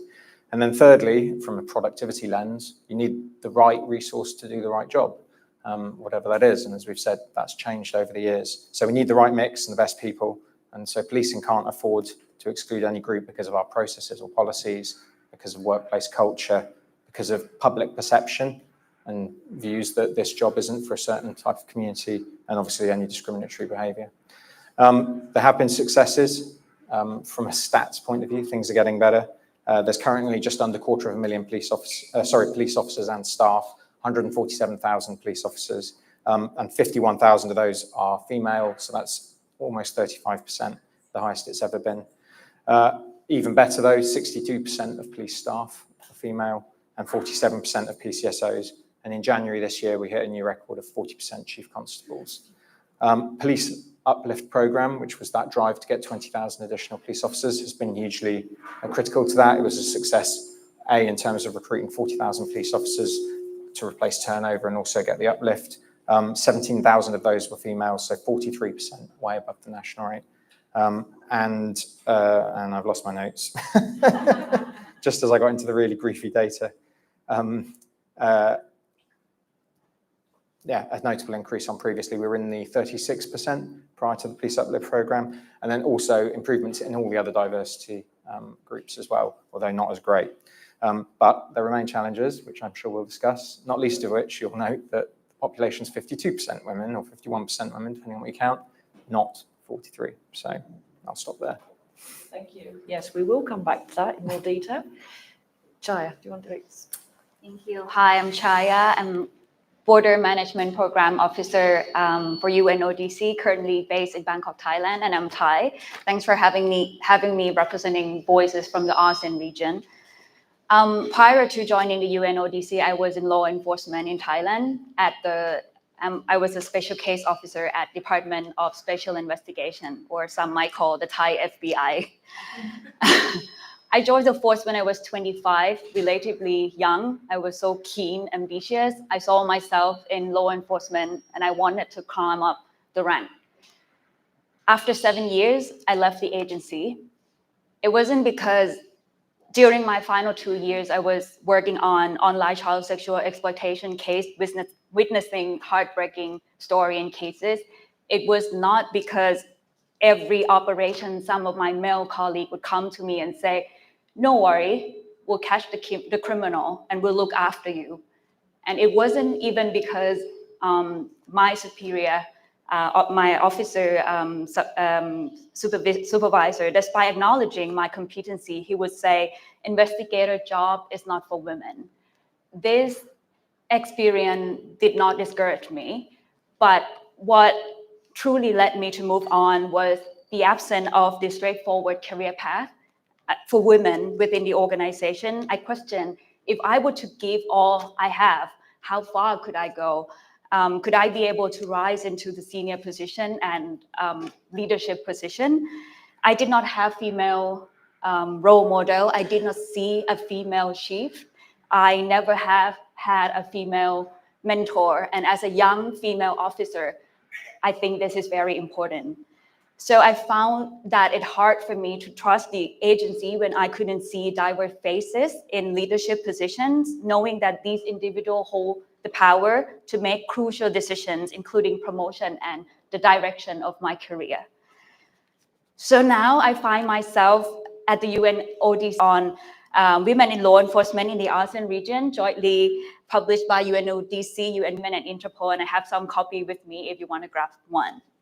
So the finding already paint a clear picture that in my region, women still present in law enforcement remain relatively low, and with the lowest, making up just about 6% of the total environment and workforce. When what I want to highlight here is that female officers in this study reported experience and barrier that were similar across the country. And from the first panel, I believe those reported internationally as well. And this relates to perception that first, physical strength and size still matter. Minimum height and weight are required to be police officer. Second, gender norms and stereotypes with respect to the role of women in the society that limit their participation in some professional. For example, crime prevention isn't for women. And third, stereotypes about what good law enforcement leadership looks like, and some believe that masculine characteristics are more valued. So on my last note, why having women in law enforcement is important. There are abundant reasons, but what my team and I believe in and are working on in our region is to increase trust between police and the public through community-oriented policing approach, because we believe that this is the key to an effective crime prevention. In Thailand, for example, the more you go further from the headquarters, the fewer police officers you would meet per population, and the more you realize that police cannot work alone and they need support from community. And at the same time, police force is very unique. Unlike the army, we serve the community, and the best way to serve the community is to reflect the community. So having women officer, of course, to work at all level and in all capacity, it will make the force more representative. And more than that, law enforcement, they also need to draw on different talents and knowledge and from the entire population, not just men and women, but also LGBTQ community and also other marginalized attributes that may face different and unique challenge as well.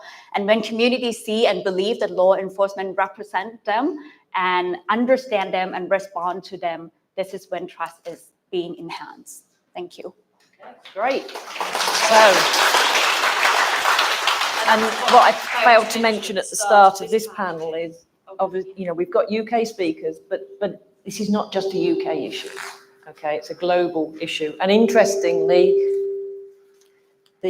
some of the figures on there, so 1, 2, 3, 4, 5, 6, 7, 8 of those countries from Southeast Asia have a higher representation of women in policing than the United States.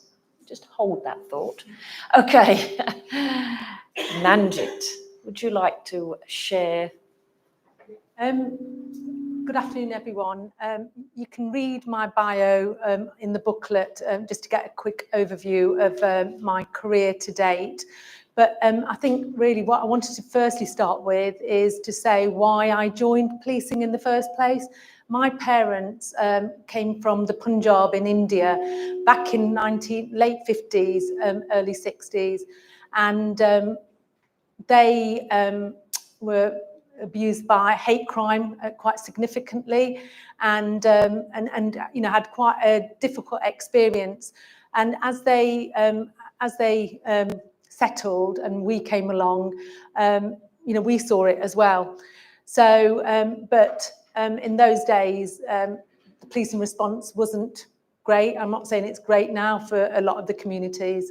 And then as I got married, I was victim of violence myself. So, and I didn't have a very good response from policing.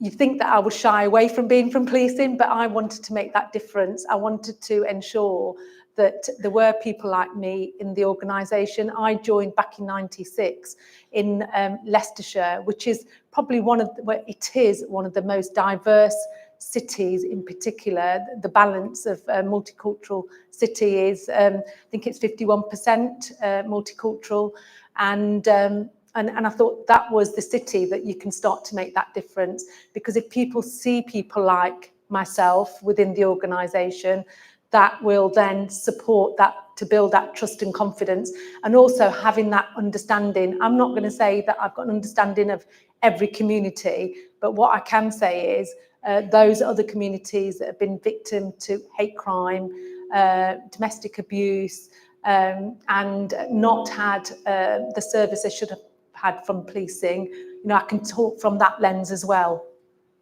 So that's why I joined. I didn't join to tick any boxes. I didn't join because I wanted to be of a certain rank or anything like that. It was purely to serve that community and do the best job I could. However, throughout my career, there's been opportunities, moments in my career where I've thought, no, I'm going to go for my sergeants and then continue to develop. One of the things I will say is there wasn't anybody that looked like me up the ranks. There were a number of women, and as Matt said earlier, I think it was probably 20 years ago when we started to get our first chief constables that were women. And so I didn't really see that when I first started. But to see somebody that looked like me, or a woman of colour, or even a man of colour, was very minimal. It does have that impact on you, because you feel then that you can't actually make strides, can't make that difference, because nobody really understands where you're coming from. Sometimes that's about the way that you learn, the way that you've been brought up, the way that you've been made to think about females and males as well. But I will say, and I think my colleague said it earlier in the first session, it's about having those allies, men allies throughout. And I know we'll talk about policing and we'll talk about the Casey review. But what I will say is there's a lot of great men allies out there that will support. And, we shouldn't lose that momentum either. And without those men allies, some of us wouldn't have been able to progress to where we did. So I am the highest ranking woman of colour from a South Indian background. Previous to me, and the reason I went from a sergeant to where I am now is there's one female, she was a superintendent in Derbyshire, who I met through the work I did in counter-terrorism. And she gave me the strength to and support to continue. She's the only woman from a South Asian background, Indian background, that's made it to Deputy Chief Constable. We still have not had any woman of colour that's made it to a Chief Constable. So my legacy, because I've got a year or so to go, my legacy is I'm supporting, trying to develop, coach, mentor a number of women, not just locally to my force, but nationally as well, so that I can support those women. Because one day I'd like to be sat on my armchair to listen to a woman of colour to say that, it's great to see that, because to have that intersectionality, to build that trust and confidence, that's what we need. And otherwise, if you look at last year's stats, particularly from those from Black communities, and the trust and confidence in policing, it was 2%. And whilst we've had the Casey review, we've had the sad death of Sarah Everard, people forget about others as well. The two sisters that were killed horrifically were missing. The police did not do the initial inquiries on that as well as they should have in the first place. And it's took the family to start to really push it and to find them. And then to find that they were then WhatsApp grouping each other about the deaths themselves. And then there's the media. The media seem to report on women that are from white background. You don't see them reporting about victims from Black minoritized communities. So apologies, when I was asking the question around Black minoritized ethnic women within roles, I think it's really important, because if you don't understand it, you haven't got that lived experience, you don't actually see it. So I see that in the media as well playing out. So hence why it was really important, the role when it came up for violence against women and girls at a national level, I applied for it because I genuinely believe in making that difference. And apologies, I know I've gone a bit too long, but that at national level, that's around trust and confidence. It's about pursuing perpetrators, and it's safer spaces. And we do concentrate on women and girls because that's where we need to really build that trust and confidence, and particularly after Sarah Everard and Nicole and Bieber Henry as well. And a number of others that numerous others that we could name, because that was about a serving police officer that committed a horrific crime, but also those that continue to then with the misconduct around Bieber and Nicole as well. So we have to build our trust and confidence internally as well as externally. But I'll leave it at that because I think I can answer the rest later. Yeah, it's great because there's some real passion coming out here. And I also, as a previously serving police officer myself, I retired as a senior officer. I think at my retirement do, when you do your little speech, someone said, I listed the key role models for me through my career and the ones I aspired to follow. And again, they were all men. So, we need to be in partnership all the time. So let's fire some questions and we'll have some discussion. Got to ask them myself first. And then I'm going to come to the audience for questions. Just keen. Hold that thought. Okay, so Matt, you've shared the changing in policing. You've mentioned some of the successes. And so obviously things are getting better. But by that token, have we no risks on the horizon? What an unexpected question. So there are three key areas I think that we need to worry about in this space. The first is the financial situation. Police forces are constrained in their budgets, obviously, and they are also constrained by their officer numbers at the moment. And this seems to be a general political point around maintaining officer numbers.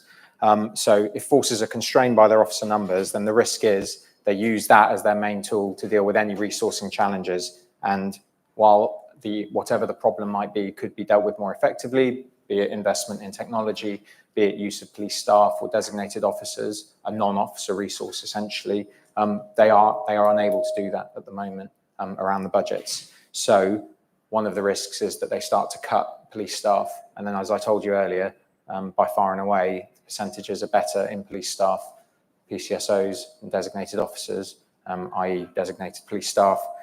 So if we do start to cut police staff, which we call decivilianisation, sometimes in policing, the risk is that will significantly negatively impact on women more than others. And no surprise, other minorities as well, because they are broadly in that category. The second risk is around there appears to be a gap in first and second line supervisors. So I told you those recruits coming in are at 43%. We have 40%, or it's not quite that anymore at chief constable level. It's much more like 25% at first and second line supervisor among the officer ranks, with similar issues around the other protected characteristics as well. So are we going to see that reverse bubble, as it were, coming through the ranks over the next 10, 15 years? And does this ask a different question? Were we better in the past at supporting female supervisors? And then the third issue is around attrition rates, and that was mentioned by our military colleagues as well. So it used to be the ageing workforce was the primary cause of attrition, people retiring. But that's slowly changing now, and resignations continue to increase. And again, the rates are higher for female and ethnic minority officers, with significant spike in mid-range female service, so 10 to 15 years going there. But there are 100 theories and no actual answers on it. Everyone has an idea about why this is happening, but frankly, that's not good enough. So there's not enough data. What are we going to do to support those 43% coming through? And I'll be honest, and people have mentioned this previously, we kind of do know what works, but there isn't enough national data. Forces are collecting some of this information, but there's no national reporting on exit interviews at the moment as to why people are going in the attrition space, and so on. And without that data, that prevents us from doing any proper targeted action. So I think those are the three big risks. And for any researchers, academics, budding researchers in the room, there's a gap on the data. We need some, and I think, another thing that I've noticed change, I mean, I retired in 2013, but I think, the amount of effort, certainly in this country, being put on evidence-based policing and joint partnerships with academia and universities, I think that's really important because, as Matt's just said, if we want sort of policy decisions at the very top to be changed, we need to provide the data. And so even working with police chiefs, police constables, as police officers, they want the evidence. So that's where academia can support us, and events and organisations like this. So, well, and did either of you have any comment on future risks just before I move on to the next question? No. Yeah, okay. So, Chaya, from your experience, and you've shared your experience from actually being a female officer in Thailand right through to working with different countries across your region, what needs to change for women to thrive in policing? I mean, it can be a global or specifically based on the context of Asia. I'd like to also draw on experience and context from my region. And I think I like to divide it into 3 groups. The first one, recruitment, deployment, and promotion and retention. Recruitment first, in 2019 was the year that I left the agency, was also the year that women were banned from enrolling in the Royal Thai Police Cadet Academy. Yes, 2019, that's what I'm saying.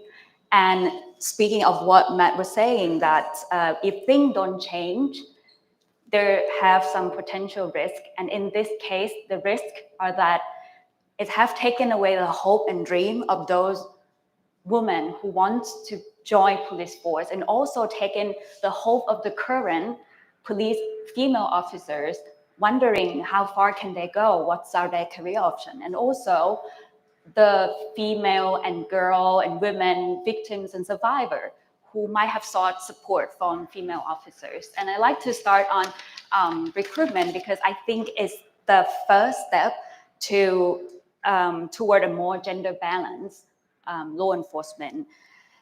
In my region, there is a mystic vision of an ideal police officer of being fast, strong, tall, and muscular.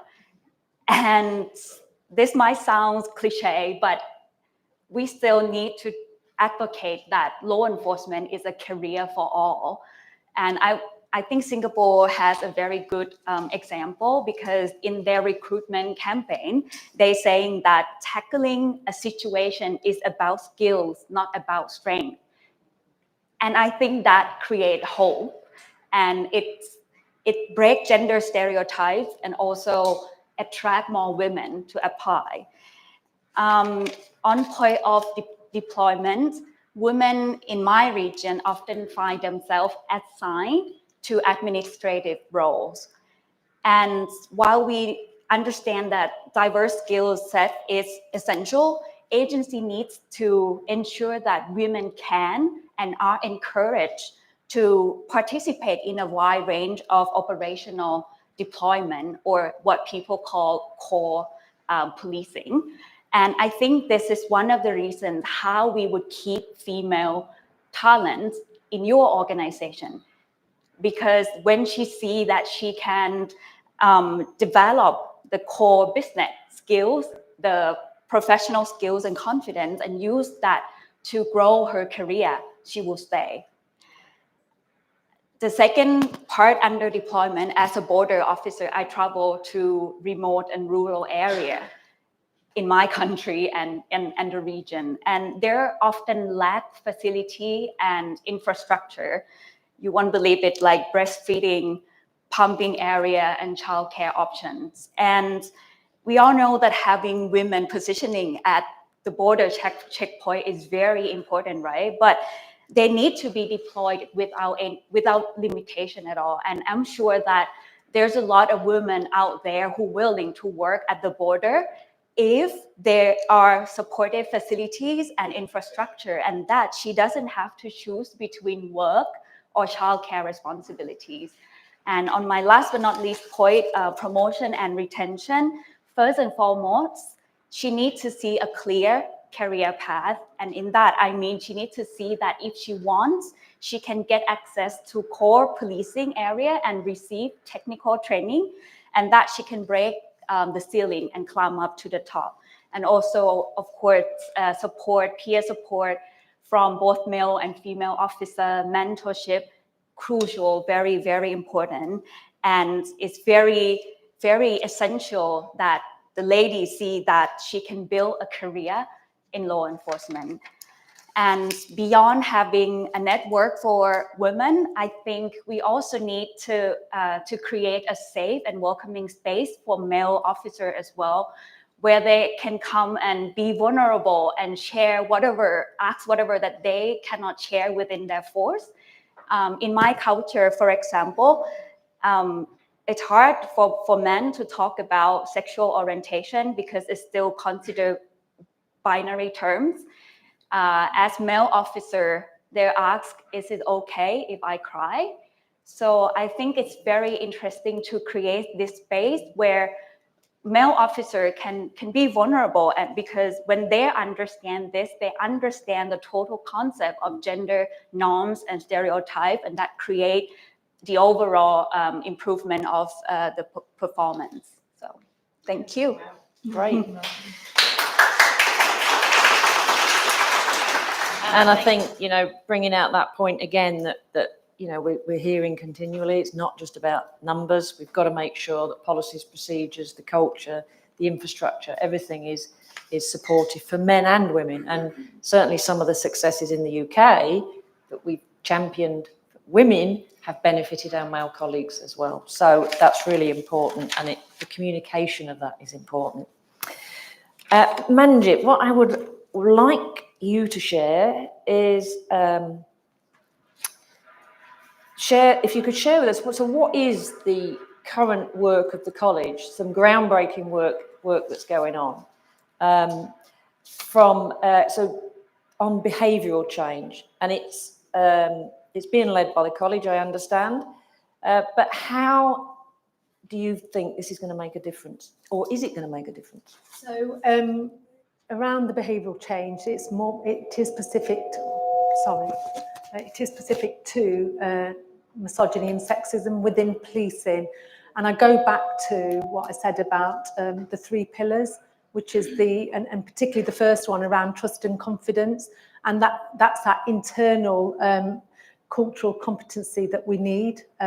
So what the college are doing is that they're working with University College of London, and specifically Dr. Esther Flanagan, who's now come into the college to work on behavioural science, and it's the COMBI model.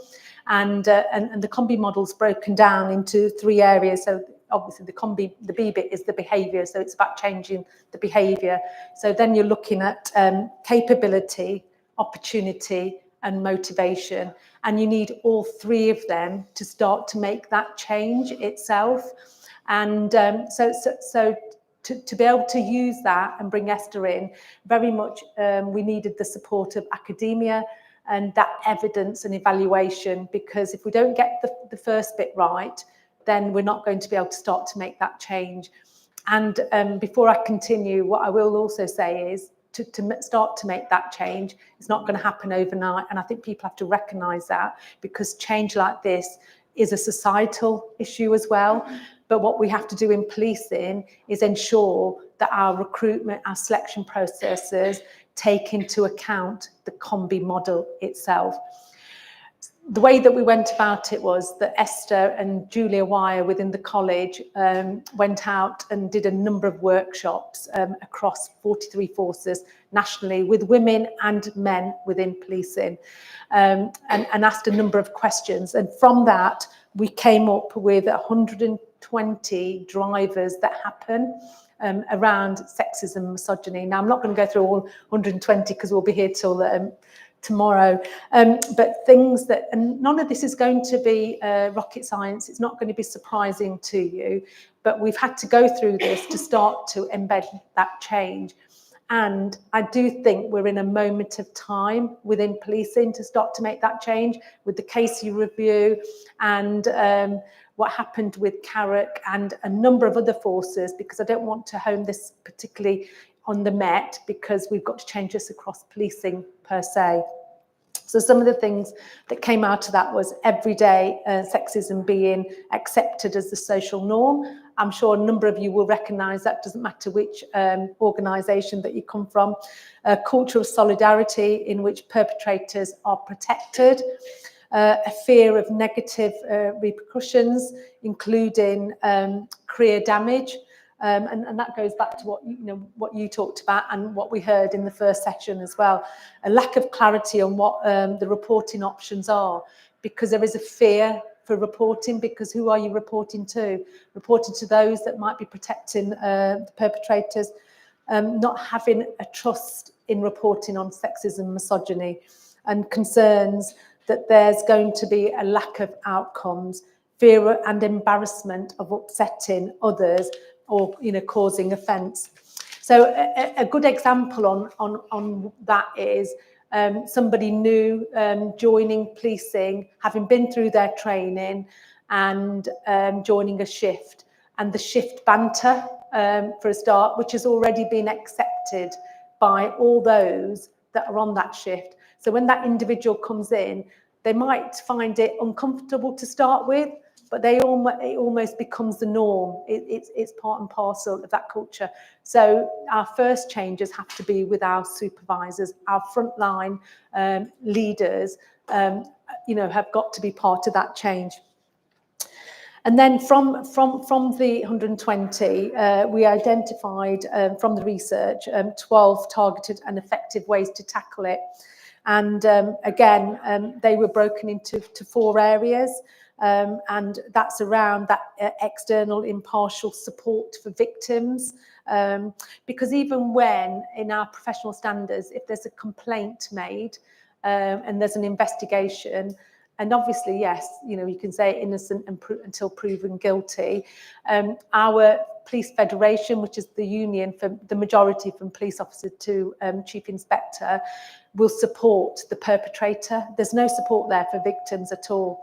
So, there's got to be a shift there as well. And certainly a number of federations are now making pledges to support victims. And again, like I said, none of this is rocket science, but we need to make that change. We need to make that shift. Having anonymous call places that victims can call, so it doesn't go into a police line. So having independent lines. So Crime Stoppers is one example of doing that.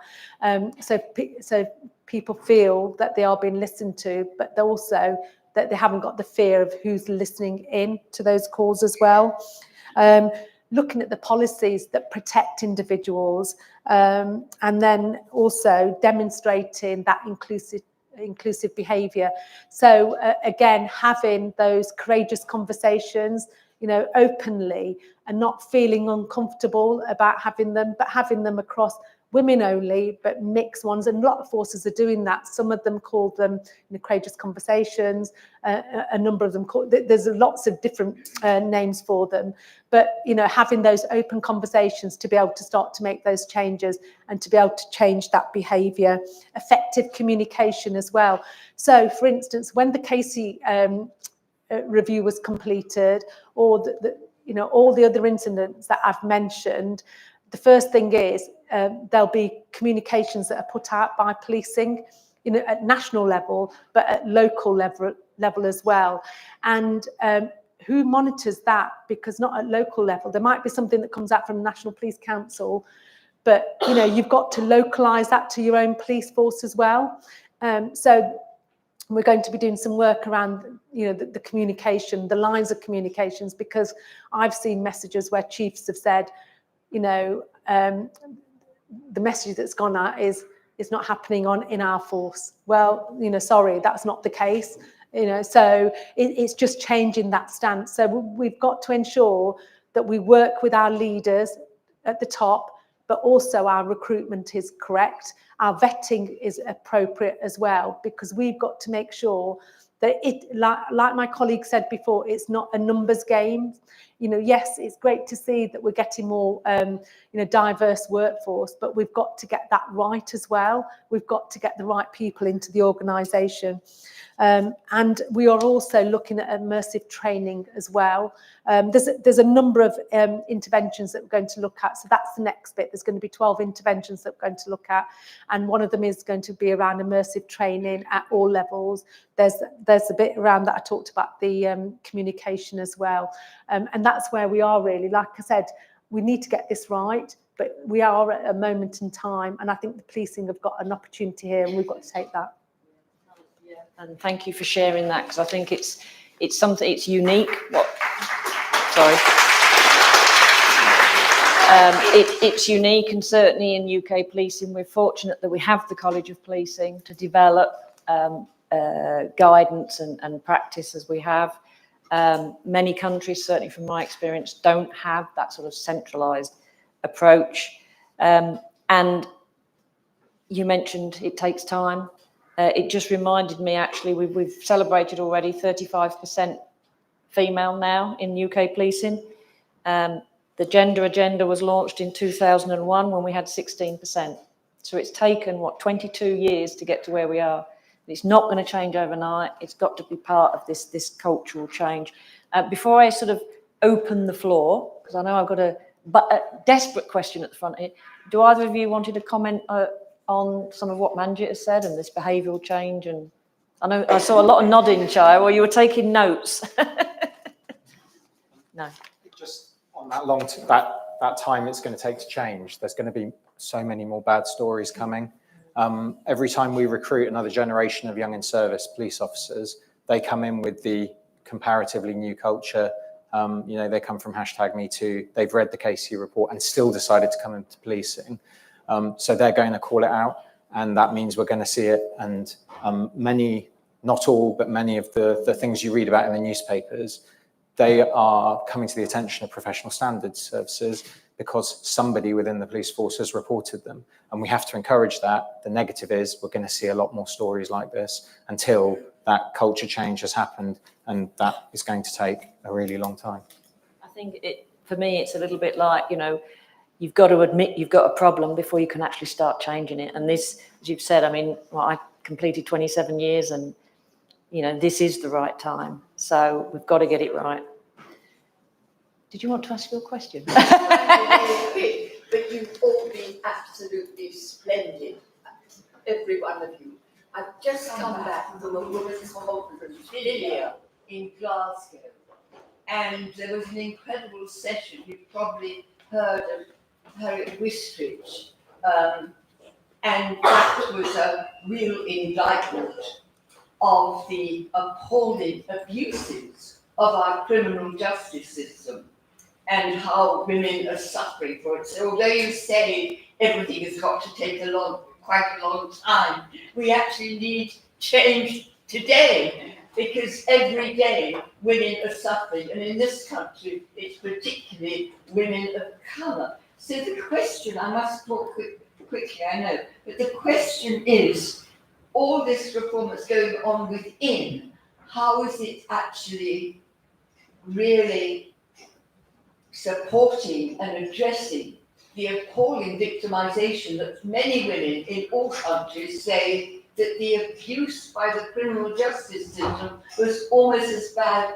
as the abuse they suffered, which finally got them arrested in all sorts of ways. And when you say, I just wanted to say about Thailand, I'm so interested in what you do in the rural areas. And of course, you've got a very strict drug policy. Lots and lots of women in Thailand are being used as mules to import drugs here.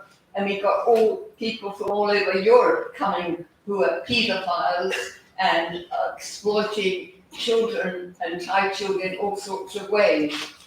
And I just want to say, so all these reforms that are going on, it's wonderful that you're there in the position that you've got, because we know that there are many more women of colour in custody in our prisons than there are other women. And they're also, when you look at women who are in remand in custody and the long delays before they get to trial, again, there are many women, mainly women of colour, women in poverty, women who've been abused. And then you say, I must shut up, but when you say what works, I wanted to say it in the last session as well. Please, if you've never heard of it, look at the Kurdish women's model and the Asaya police, where they have police, a whole thing called the Asaya, the women's police, and it's quite extraordinary what they've done to reduce violence against women. I won't go on anymore. It's been wonderful. And but it is about how all these reforms, more women in the police force, how still that is going to make life fairer and better for the women who get arrested, and particularly the most vulnerable women. Well, I knew that Manjit would be passionate about that one because of her work with the Violence Against Women National Task Force. Yes, so thank you for that question. And I'll talk about obsteteria, which is around rape and sexual offences. That has been, so again, we need to change the way that policing look at things, because what policing does is they see a problem, they go in and they try and fix it. But with obsteteria, Bluestone, which is very much around rape and sexual offences, and particularly because the criminal justice system from the start all the way through fail women that are victims of rape and sexual offences. So 2 years ago, there was an academic piece of work that was started by a lady called Betsy Sanko and Catherine Hoyle. And that was very much academic led, and to look at the journey of women and through the criminal justice system. And with Sarah Crew, who's the Chief Constable of Avon and Somerset, who's got the national portfolio around, and I'll call it RASO for rape and sexual offences, they joined forces. So for the first 2 years, they looked at all of this. They spoke to thousands of women, survivors, victims, and also officers that were dealing with investigations, looked at the detail of, you know, how things were being reported, how they were not being supported with that third sector services as well. That's led to a national operating model around sexual violence, which is coming into all police forces from September this year. And that's one of the areas that I'm leading on at the moment. And for all 43 forces to use the national operating model, which has been put together by academia to support this. And it's a new way of thinking because it's not been police-led at all. And the focus being that we do need to, firstly, change the stance of, for instance, when a phone call comes into the control room, if it's a burglary, I've heard this, language has got to change. I've heard them say there's a burglary in progress, so it's happening, or there's been a reported burglary. When it comes to domestic abuse and rape and any violence against women and girls, it's always an alleged offence. So straight away, the mindset is changed for that officer and the person that's taking that report. So we've had to change, we've got to change that culture.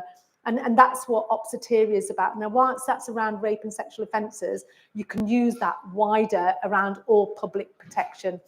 Secondly, we've got to start looking after our staff that deal with these on a day-to-day, those investigators. We've got to invest in them. They're not getting the right training. They've got that many investigations and they're falling down themselves. So there's a piece around looking after our staff, because if you look after them, the experts that are doing those investigations, and actually they feel that they're seen as professionals in their field, they will do a better job. But we need more of those individuals. We recognise that as well. Then there's the bit around pursuing those perpetrators. So being suspect focused and victim centred instead of being victim focused. So asking a woman why she walked down a certain way, why she was wearing what she was wearing, why she had so many drinks, changing that whole stance. So if you go onto the College of Policing, you'll see an investigator's journey, which has come from those 2 years. That's where we are at the moment, but that is going to make that shift. What we haven't done, and really we need that wider criminal justice, and CPS have got their own national operating model, is changing that stance when it gets to court as well. Because that's where we've got to make that change. And I can give you a really good example over the last 3 weeks of a case where a woman was kidnapped, sexually assaulted by a group, and they were all arrested. An investigation that went on. First time it got thrown out of court, it went back into court again, and they've all got 10 years for the kidnap, but the sexual offences haven't been dealt with. So there's got to be a real shift wider than policing, but we've got to start at that beginning, haven't we? And we've got to make sure that we give the women the right support as well. And then you talked about women offenders, particularly from Black and minoritized communities. Again, we've got to start to understand that victim-centred and listen to what they're saying, because I've heard so many survivors talk about how they've ended up getting arrested because the man in the house has come over quite plausible, and they're the ones that are screaming and shouting because they've probably lived with this for years, and that's why we've got to make sure our frontline training, you know, is focused in that way as well. Okay. Hands up. Any other questions, or have we got any online? Have we got an online? No. Oh yes, there is a hand. Hang on, I think you need to wait for the microphone. She's coming.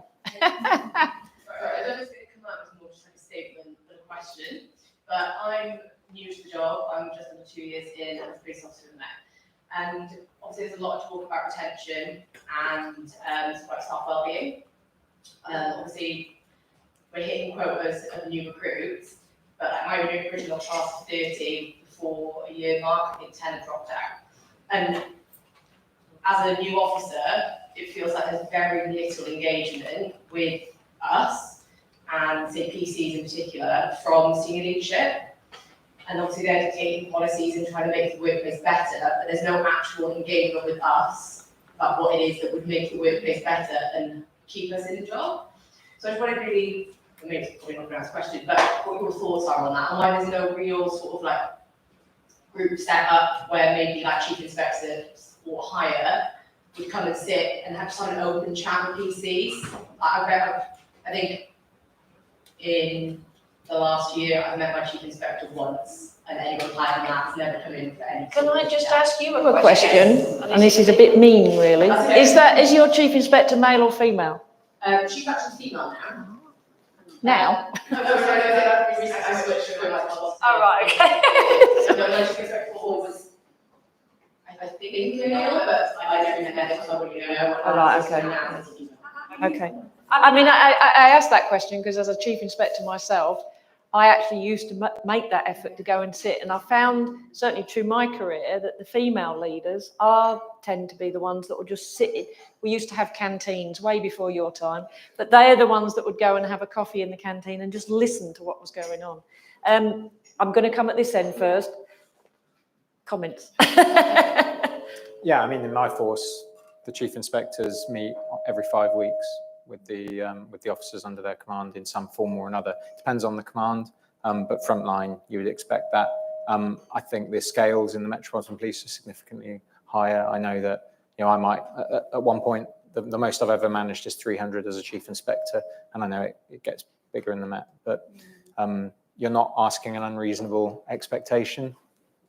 The counter will be that is the organisation creating the space for them to do that? Is the organisation expecting them to do that? And I guess that's the, and then the other bit that I was saying earlier is, you know, like you said, we're losing a lot of people in the first 24 months. So why? And as I said, everyone's got an answer. Oh, we're recruiting the wrong people. Oh, they're not fit for the job, you know, etc. Or is it something about our systems, our processes, our engagement with our officers and staff that's causing that high turnover? And we don't know because we're not nationally collating the returns and we're not engaging with you throughout. So, yeah.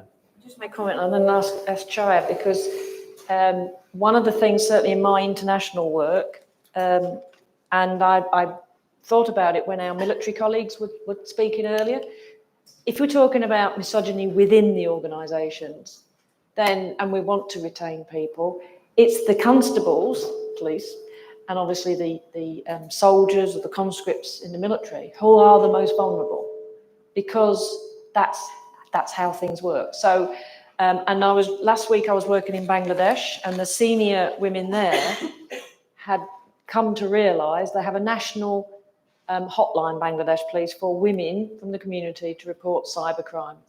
And what's become evident, they're taking these reports, and when they're sort of getting more details of the victim, they're finding they're actually police constables, young female police constables. Obviously, that's a patriarchal society there, but I think, you know, we've got to recognise that our own workforce, where the vulnerabilities are.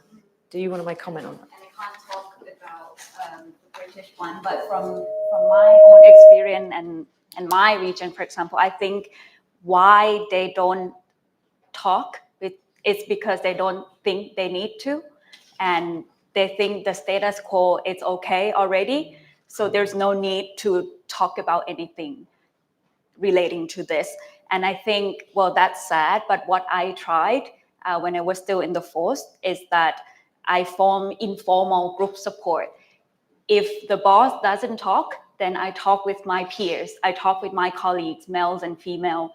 And I think if we talk and our voice are loud enough, they would hear it and they will force them to change their behavior.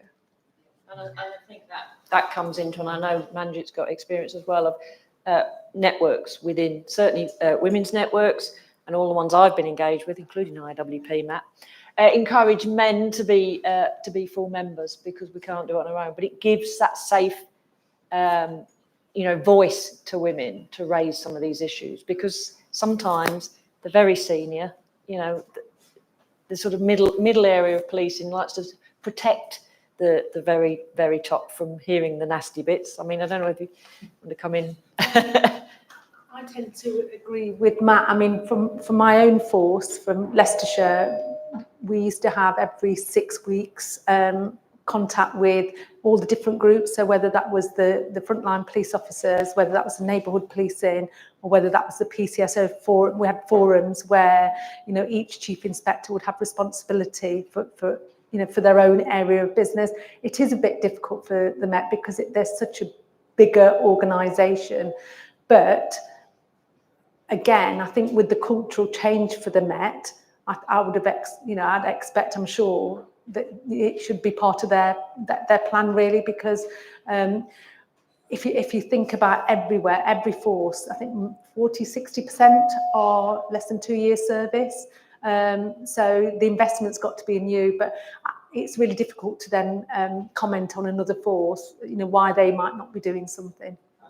Worth saying this is common in all large organisations, and certainly all uniformed organisations. You know, the soldiers at the back, I think it's unlikely that their company commanders sit down with the 80 or so soldiers every 5 weeks just to hear what they want to moan about and why they're thinking of leaving when they've just spent 6 weeks in the trenches or whatever.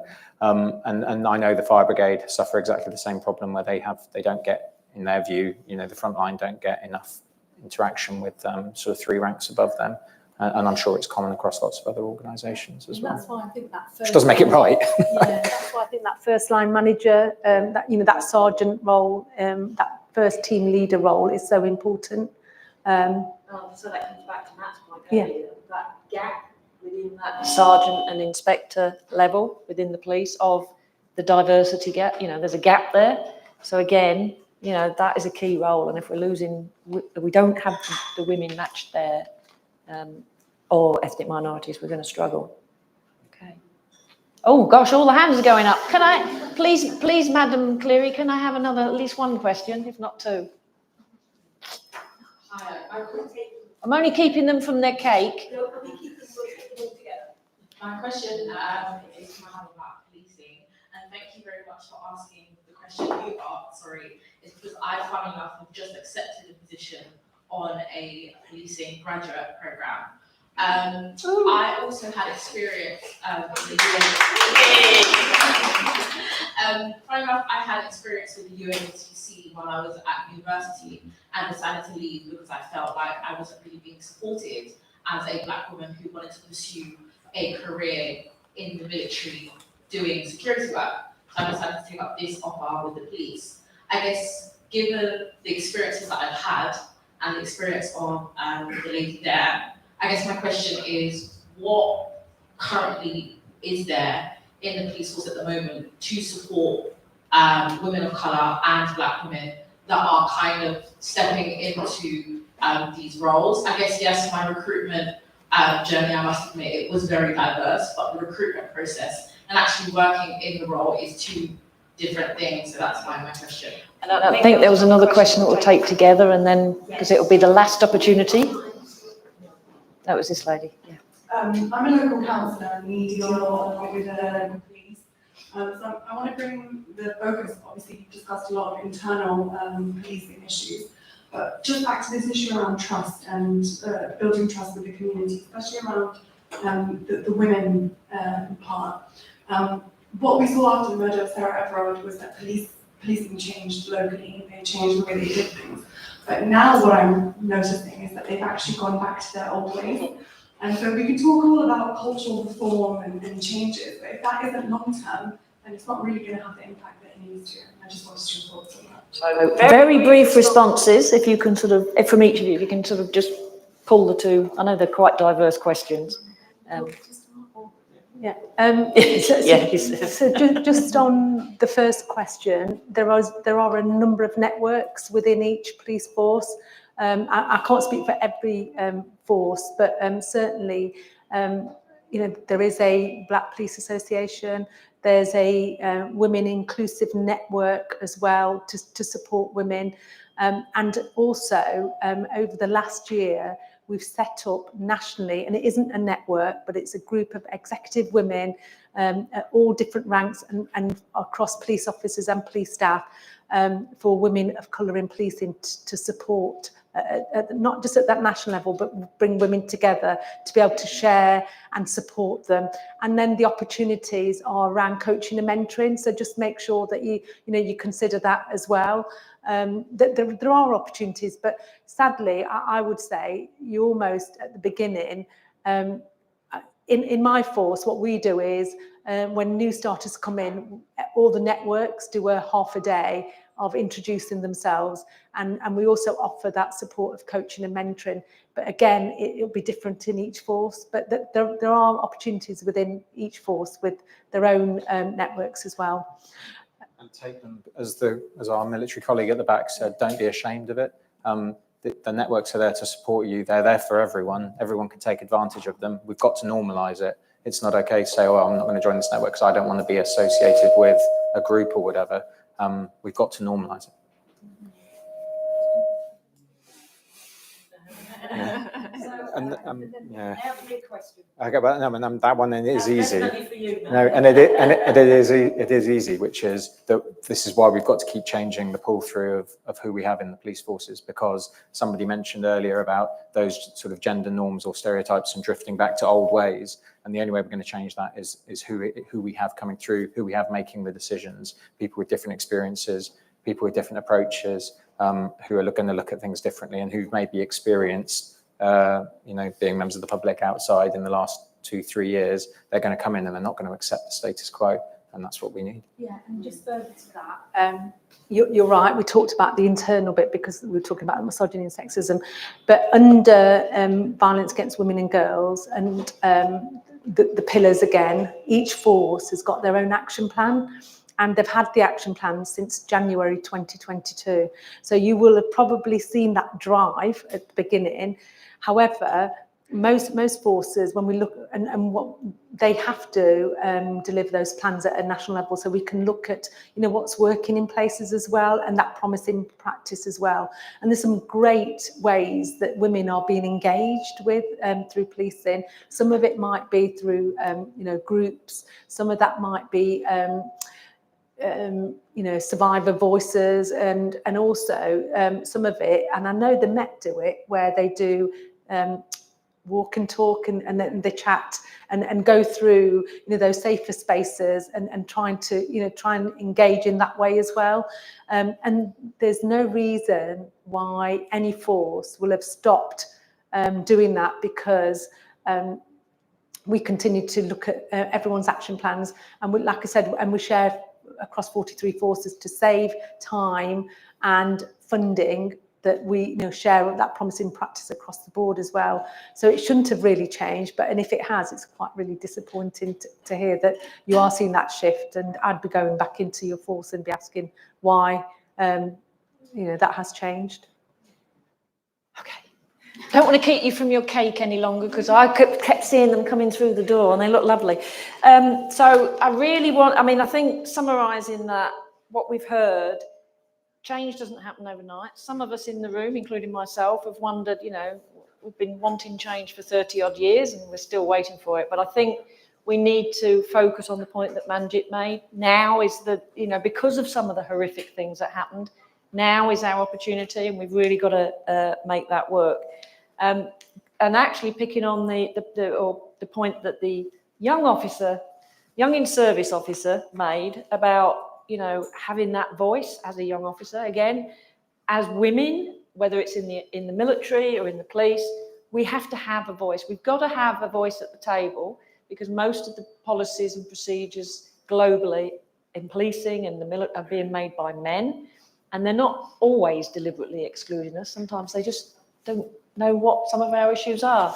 And so I'm just going to leave you with a quote that a colleague of mine from the International Association of Women Police came up with. And she said, we as female officers, we shouldn't have a seat at the table because we've been good girls. We actually should be there because 50% of the population are women. And I think that really sums it up. So it's almost like, those of us that have fought for that seat at the table, it's almost we've had to earn that right to be there. But actually, we should be there anyway. So I'd like to thank our panellists, and they've all travelled to be here today. Not quite as far as Chaya from Bangkok, but really grateful for your input, and hopefully you'll show your appreciation to my panellists. Thank you.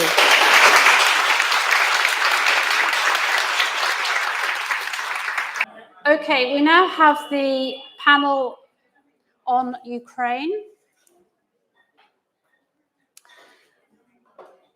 We were very keen to have an authentic voice of women working in the security sector in Ukraine.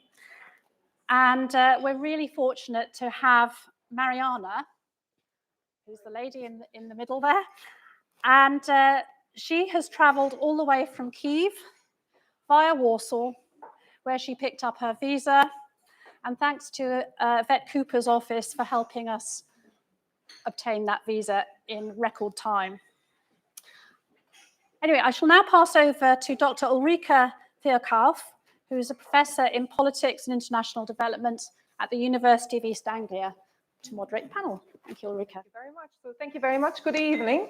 Thank you for joining us for this third and last panel of the day. As Juliet very kindly mentioned, it's going to be about the war in Ukraine, more specifically about the gender dynamics surrounding the violent conflict. We've got 3 speakers here in person, one speaker joining us via a pre-recorded message as well. The speakers, in order of their presentations, are going to be, first of all, Dr. Anna Dolitz, who is a lead researcher in policing and security at Rabdon Academy in the United Arab Emirates. Via the pre-recorded presentation, we're going to be joined by Dr. Anna Kivit, who's a visiting research fellow at University College London. As Juliet very kindly mentioned, Mariana Dereviancu very kindly has joined us here from Ukraine, where she works as a police major and senior inspector in the National Police Force of Ukraine. And the last, but by no means least, we're also joined by Dr. Jennifer Mathis, who's a senior lecturer in the Department of International Politics at Aberystwyth University. So you're probably familiar with this already from the preceding panels. The structure we're going to follow is that each speaker, either present in the room or via the pre-recorded message, is going to give a 5 to 10 minute presentation. After that, we're going to have an informal conversation amongst the panel. And after that, we're going to open for the floor, both for those of you who are here in person and those of you who are joining online, to raise any questions or comments that you might have. And on that note, I'm going to hand over right away to Dr. Anna Dolitz. Okay, excellent. First of all, thank you to Security Women for having us here. It's a great pleasure and privilege and opportunity for me to address this audience, to be in London right now, and to engage with my fellow panelists and conference participants. My name is Anna Dolitze. I currently teach in UAE, but previously I'm a senior government official from a number of positions in Republic of Georgia. Originally, my profession is a scholar of international law. So in addition to teaching and doing activist public interest work, I research international law and international law and gender. And just to flag one of my biggest achievements in the tenure, I think, as a Deputy Defense Minister of Georgia, is to open up the only and highly prestigious military school for women as well. Prior to our leadership in the ministry, the school was only accessible to boys, and it's a publicly funded, highly prestigious military high school that leads then to military university and then military career. And just to start off with a story, when we, the ministry leadership, made the decision to open up the school, having discovered that it was only for boys, from the day of establishment, 2004, of course, it was met, as every change does, it was met with a lot of resistance, question marks, laughs, cynicism, and my favorite phrase, "It's not possible." And the most important thing that was told to us from various levels was, no, Georgian families will not allow their daughters to go to a military school. Georgian fathers would not want a military daughter. None of that backed up by science, of course, none of that backed up by empirics or evidence or anything like this, or even public opinion polls with which you could support this. What happened as was envisaged, as we envisaged, as the school was opened up, there was a flood of families with their daughters accompanying them to sit for the exams. Of course, quite logical, because it's a highly prestigious, funded school which provides for a career. So that's a success story now. It still has girls every year as graduates, as freshmen and fresh women. Now, I have an important task of outlining of what are broadly the impacts of breakdown of law and order. And I'm sure this audience, which is composed of people who are practitioners as well as scholars themselves and people who have experienced war firsthand, this audience knows very well what are those impacts. But I will outline a couple of things, and most importantly, perhaps I would outline what I have found as someone who had personal encounter to war as a child, as well as a professional, as a leader, what I have found as an interesting point of resource in terms of dealing with the impact of war. So first and foremost, from a personal point, those of you who don't know and shouldn't know the history of very small country of Georgia very well, in the recent 3 decades in my lifetime, we have experienced 3 wars. First, civil war that every one of my generation has experienced as a kid. So my dad was an opposition member at the time during the military coup, which with the help and aid of Russia deposed a legitimately elected first president. And he was arrested, he was a political prisoner. So I have seen firsthand, as all of my compatriots, impacts of civil war, secessionist war, war by proxy conducted by Russia of different generations. Something then we later see, of course, in Ukraine that could have been envisaged if we had been careful in looking at how Russia operates and how what's its strategies in terms of reclaiming the territories of former empire. So war is probably a phenomenon which doesn't have a silver lining. Most things have silver linings. War is something that once you experience it, it's hard to think of a silver lining to a war. If we can only think of the 60,000, Mariana was saying this morning, 60,000 orphaned kids in Ukraine, 60,000. That's the population of Luxembourg and Monaco combined. So 2 sovereign countries are orphan, only orphan, not to speak of the dead on the Ukrainian side, as well as Russian side, the material impact, emotional impact. So war is a grave trauma, the impact of which then, of course, is felt a couple of generations later. This is very important. So you might meet people in countries that have experienced war. You might think, oh, well, this is a normal person. They're vibrant. They have their inner child flourishing. They're having fun. But in fact, the trauma of war is probably lurking somewhere in them. And as we know from the research on trauma, from a great book from Bessel van der Kolk, trauma can be passed through generations, 2 or 3 generations down, through psychology and brain, as well as through body. So growing up with my grandmother who had experienced Second World War and thinking about the topic of trauma, I realized even just how we eat nowadays in some of the families whose grandparents were in Second World War is impacted by the Second World War. What we eat, and how we approach the idea of scarcity and loss. Okay, so in terms of 3 aspects that I would like to say in terms of war, first and most important is the distributional effects of war. So all phenomena have distributional effect. They will affect individuals to different degrees, and the more you're vulnerable, the more war will affect you. We know this from stories, from narratives, from research as well. So women and children, elderly people, people with disability, they will be most severely affected by all phenomena, especially by such a traumatic event as war is. Therefore, it's even more important that these groups of people have their voice expressed somewhere. Narratives, stories, political decision-making. Distributional effects are felt incredibly in terms of violence inflicted on people and inflicted in societies even after the war is over, without relevant, and which is often impossible, psychological assistance and support after in a war-torn context. Violence is manifested and is basically a daily routine occurrence in our societies. Yeah. Second is the impact of war is going to be felt not only in areas directly affected by war, but also in areas which are supposedly not affected. The story of Georgia and Abkhazia war and South Ossetian war in 93-94 is a good example of this. The large-scale displaced population, displaced into the capital, competition for jobs, competition for resources, high level of stress, large-scale immigration from the country. That's where all the collateral effects and damages of the war.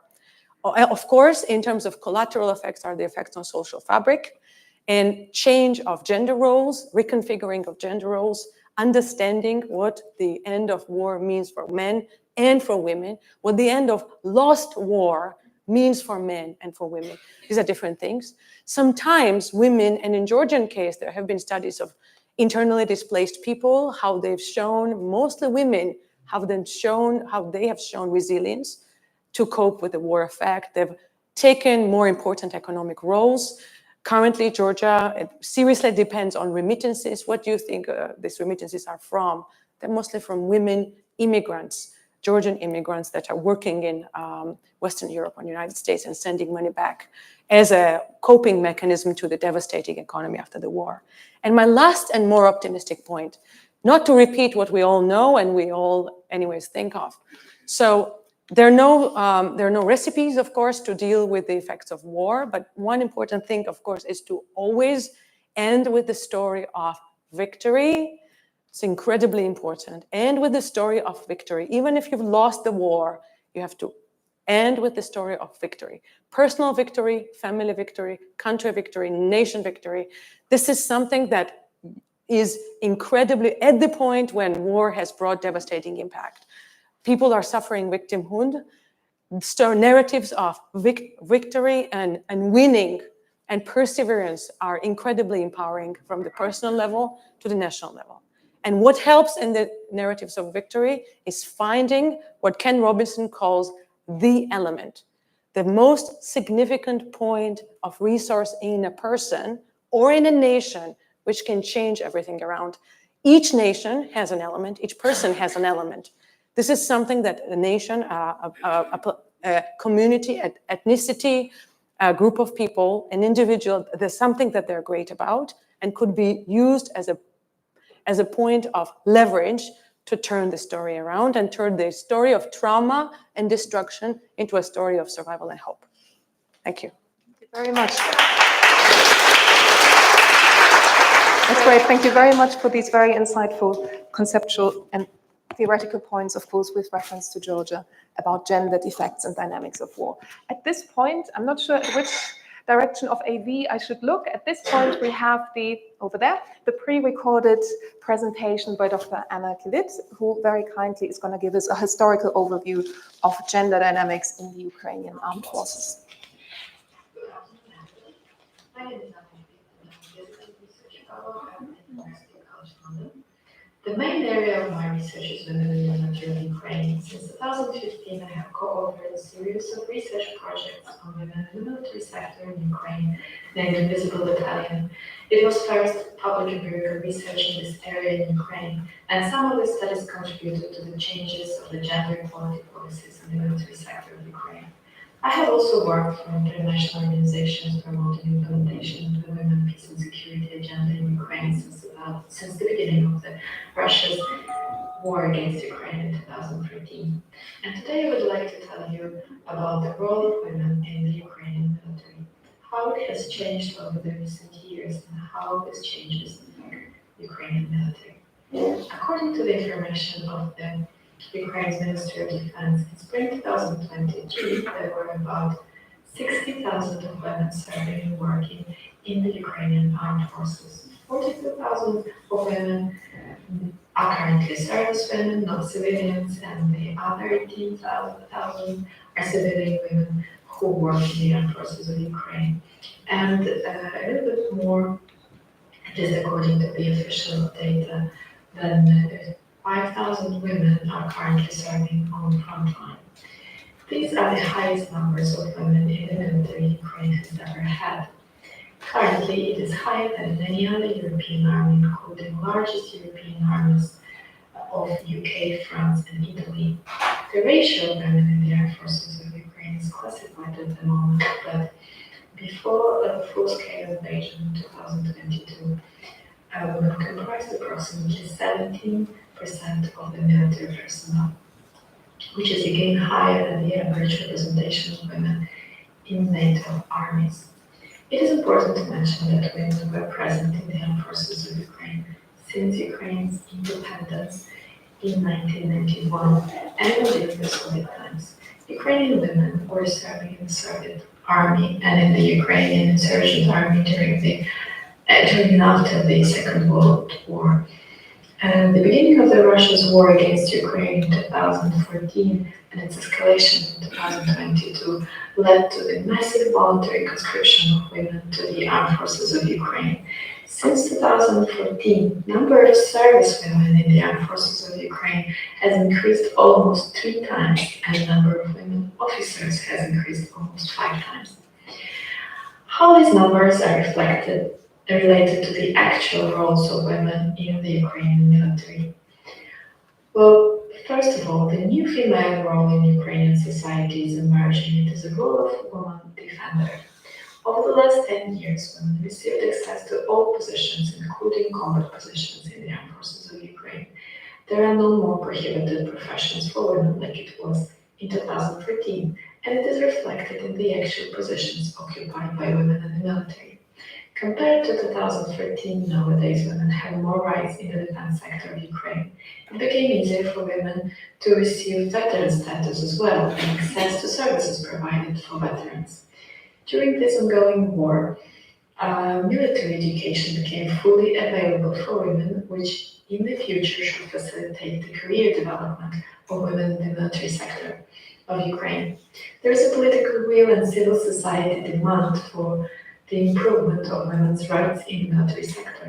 The principles of gender equality are reflected in national laws and programs, such as the National Action Plan and implementation of the UN Security Council Resolution 1325 for peace and security. Infrastructure for gender equality is developing as well. For example, a female military uniform has been introduced this year for the first time. More positions for gender advisors are introduced in the institutions of defense and security sector. There is still place for improvement of gender equality policies and their implementation in the sector, but we can also see that the necessary changes are gradually happening. Except for the policy change and numerical representation of women in the armed forces of Ukraine, there are also changes in the perception of women in the armed forces of Ukraine and in the media representation of women in the armed forces of Ukraine. Visibility of women in the armed forces is increasing in the media and in communication materials of defense sector. The National Day of Defenders was renamed into the Day of Men and Women Defenders, which is a very symbolic gesture that highlights women's presence and contribution to the defense of Ukraine. The way media are writing about military women is changing as well. If 9 years ago, and even 7 years ago, they were writing about the very fact of women's presence in the military sector, nowadays they use a more critical approach, highlighting their roles, motivation, and challenges women are facing in the military. The perception of women in the military and women's roles is changing in the Ukrainian society as well. In 2018, according to the all-national survey of adult population, only 53% of the population thought that women and men should have equal rights in the armed forces of Ukraine. Whereas in 2023, attitudes have changed dramatically, and nowadays approximately 85% of the adult population of Ukraine are supporting the idea that women should be granted equal opportunities with men to work in the armed forces of Ukraine and other military formations. It is important to mention that these changes in the visibility and perception of women in the military are happening during the ongoing war. What will happen in the post-war period is yet unknown. To conclude, women in Ukraine's military are actively contributing to the defense of the country during the ongoing war, and their contribution is getting more recognized. They voluntarily join the army. They perform different roles in the military, not only the more traditional so-called support roles like cleric or psychologist, but also combat roles as well. Women gradually start to be represented in the decision-making positions in the defense sector of Ukraine. Their active and voluntary involvement into the defense sector is also contributing to the changes of the military culture in Ukraine by transforming policies and norms in a more women-friendly way. I know Anna isn't here, but maybe in absence. Thank you for that presentation. And Mariana very kindly is going to build on Anna's insights to share her experience. Thank you very much. Dear friends, thank you very much for invitation. For me, it's an honor to speak before you today, to represent Ukraine and to take part at this conference that joins the women of security sector from different parts of the whole world. Since the beginning of full-scale invasion of Russia, the Ukrainian law enforcement system has faced a large number of new threats caused by the tragic consequences of the war, which has been a real test of the strength for all of us. Units of the system of the Ministry of Internal Affairs of Ukraine, National Police of Ukraine, State Border Guard Service, National Guard of Ukraine, State Emergency Service, working unitedly around the clock, were able to withstand and continue to effectively counter the threats caused by war, and made up approximately 25% of the security and defense forces of Ukraine. Please, next slide. The experience that gained by Ukrainian policemen, rescuers, and border guard during this time is really unique.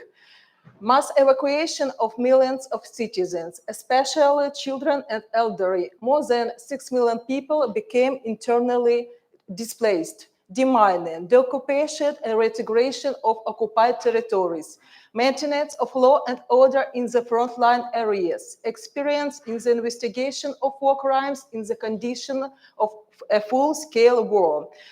The police recorded more than 97,000 of war crimes that were committed by the Russians. After the deoccupation of our territories, found 79 places where the Russians legally detained and tortured Ukrainian citizens, 21 mass burials, which more than 1,000 bodies of murdered civilians and soldiers were exhumed. Please, next slide.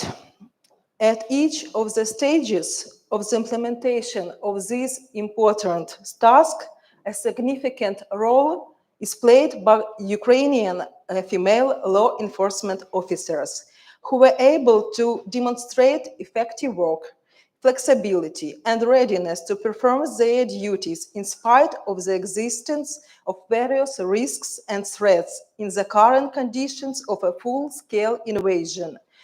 They make a great contribution to ensuring law and order, protecting the rights and freedoms of Ukrainian citizens at this time, as well as achieving victory for Ukraine in the war. Female police officers serve and perform assigned tasks in the conditions of constant threat. They directly perform tasks in the combat zone in special police units. As a part of a group of forensic experts, they examine the sites of rocket attacks, destruction of infrastructure, and deaths of civilians.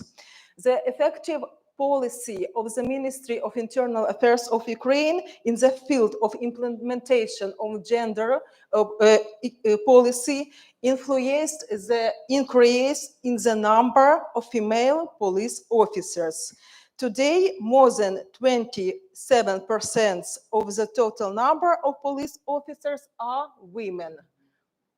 And I want to tell you about another unit in the structure of the National Police of Ukraine. It's the Petrol Police Department. Maybe previous slide, if it's possible. Yeah, thank you. Yeah, it's a Petrol Police Department which was formed in 2015 during the reform of the Ministry of Internal Affairs. And as we see, the representatives of women staff in this unit is 25%.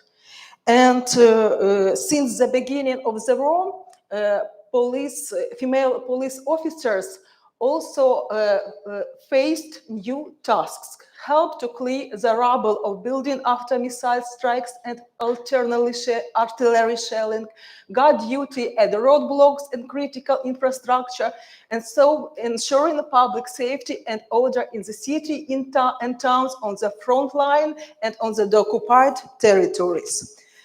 Also provide first aid to people injured as a result of the hostilities, evacuate and escort citizens from combat areas and occupied territories, checking person IDs, inspecting items and vehicles, baggage and cargo, and also escort military cargo. As a member of a Ukrainian Association of Women in Law Enforcement that was founded in 2018, I just want to say that the role of this organization is very important. It is the first in Ukraine that unites representatives of various, next slide, sorry. Next slide, please.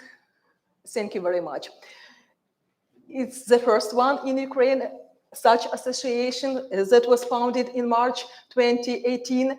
And you know that this association unites representatives of various law enforcement agencies for the implementation of gender-sensitive policies and practices in the security sector. Please, next slide. You can see the mission and the vision of the association. The mission is to be a leader in achieving national and global objectives on gender equality by increasing the role and professionalism of women in law enforcement agencies of Ukraine, and the vision to create a gender balanced and gender-sensitive environment in law enforcement agencies of Ukraine, thus contributing to the provision of gender-oriented services in communities. Thank you. And also, I just want to add that the association is aimed at forming and confirming the image of female law enforcement officers as a leader, professional, and specialist in her field. Also, since the beginning of the full-scale war in Ukraine, the Ukrainian Association has adopted its activities in accordance with the conditions of the time and needs of its members.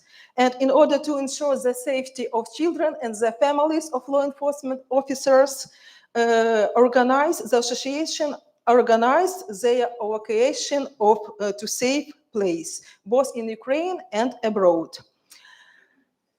Honestly, the men and women, not only police officers, also the representatives from whole security sector need assistance, need help. I mean, not help, it's better support. They need psychological support. They need socialization. They need medical support. And that's why we are really ready to share our experience in the areas we have made progress. But we will be also grateful for the opportunity to learn more from your experience on these issues we are currently working on, and we will continue to work in the future. I just want to say gratitude to all counterparties that assist us in this fighting. Especially, thank you very much for for your help to all United Nations.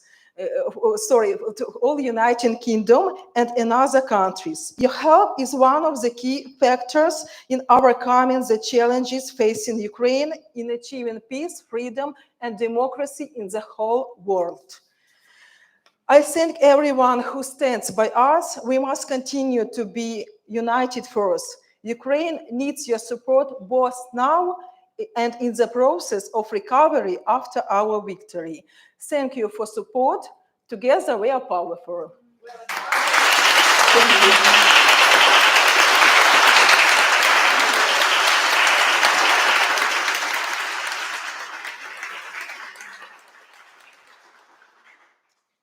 Thank you so much, Mariana. And now Jennifer is going to shift our empirical focus a little bit by giving us some insights into gender dynamics in Russia. Exactly. Thank you very much for the invitation to speak to you today. I think what we've heard both from Mariana and from Anna Kvit is very inspiring stories about the way that women have increasingly been integrated into the security services, into the armed forces, and the material difference that they make. And this is vitally important. But I want to argue that they also make a difference when it comes to symbolism. Because by integrating women into the security forces, sorry, why this is doing this, Ukraine is basically saying, we are in favor of gender equality. We share the values of Europe and North America and the West, right? This is who we are. This is our identity. This is our intention for our society during the war and afterwards as well, right? Now, I want to talk about a case that's very different. I want to talk about a case of a regime and a country, a regime in particular, where everything depends upon keeping women out of positions of authority in the security services. I want to talk about Russia. We have the slide that I sent. There we go, good. I only brought one slide because that's the only one we need. The association of a particular kind of masculinized strength with Russia is very fundamental to Putin's regime. It starts with Putin himself. He presents himself as a particular kind of a strong man, a particular kind of a strong leader. Strong man, strong leader equals strong state, right? And so for Russia to be strong in this sense, it needs to have very strong and masculinized security services. So the armed forces, the police, the intelligence services, and so on. And you can see from this image, which is from a recent Russian military recruitment video, which emphasized masculinity, that this is the image that Russia is putting forward of its armed forces to its own society, as well as to the wider world. So in this ad, if you haven't seen it, I commend it to you as a quite horrifying example.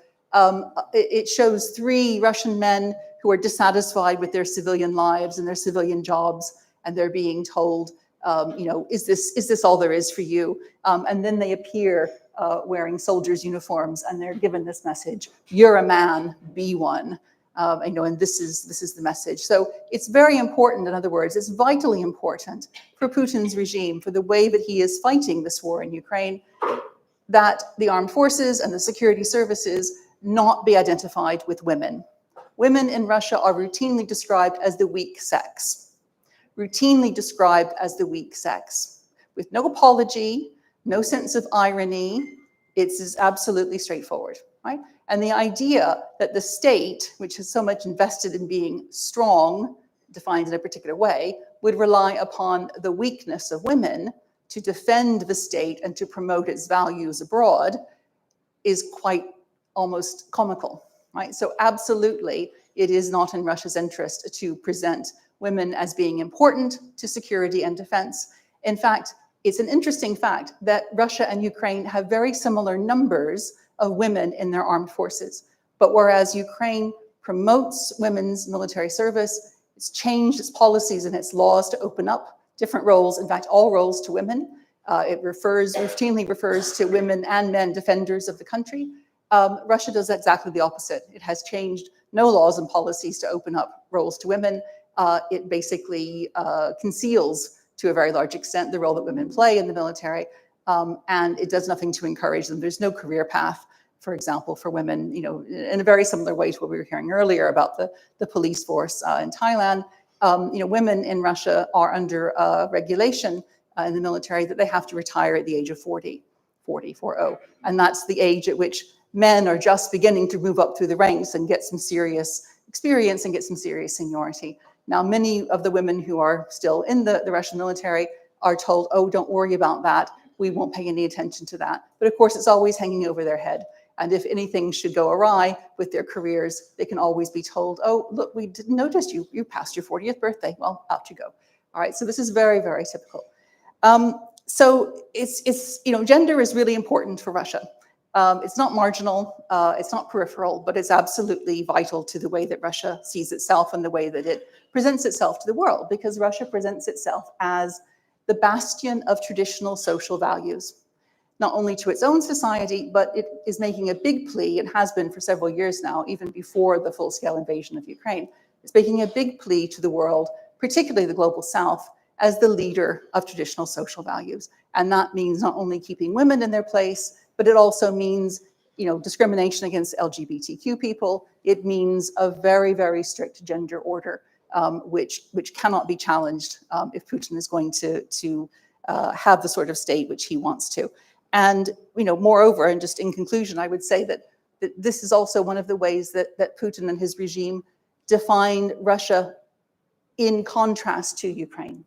So Putin will say, oh, those Ukrainians, they have no moral values, they have no moral compass, they don't understand the roles of men and women, they're degenerate and all these kinds of things. So all of this sort of casting slurs against Ukrainian society because of gender issues, because Ukrainian society is much more welcoming to LGBTQ people, because it's much more invested in gender equality. So it's a really important defining characteristic for Russia, and I think it also helps to define and determine the way that they are fighting the war. I think it has a lot to do with the brutality that we've seen, which has been exhibited by many of the Russian soldiers, and a lot of the horrible war crimes that we've seen as well. So I'll stop there.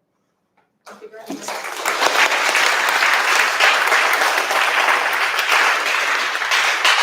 Thank you so much to our speakers here present in person. Of course, also Anna Kvitt very kindly joined us via the recording. So we're going to start with the informal conversation. I'm aware of timekeeping, so we will open it up for discussions to everyone after that as well. But building on some of the points that Jennifer, you very kindly mentioned right now about, in quotation marks, traditional social values, traditional associations of what it means to be a man or a woman.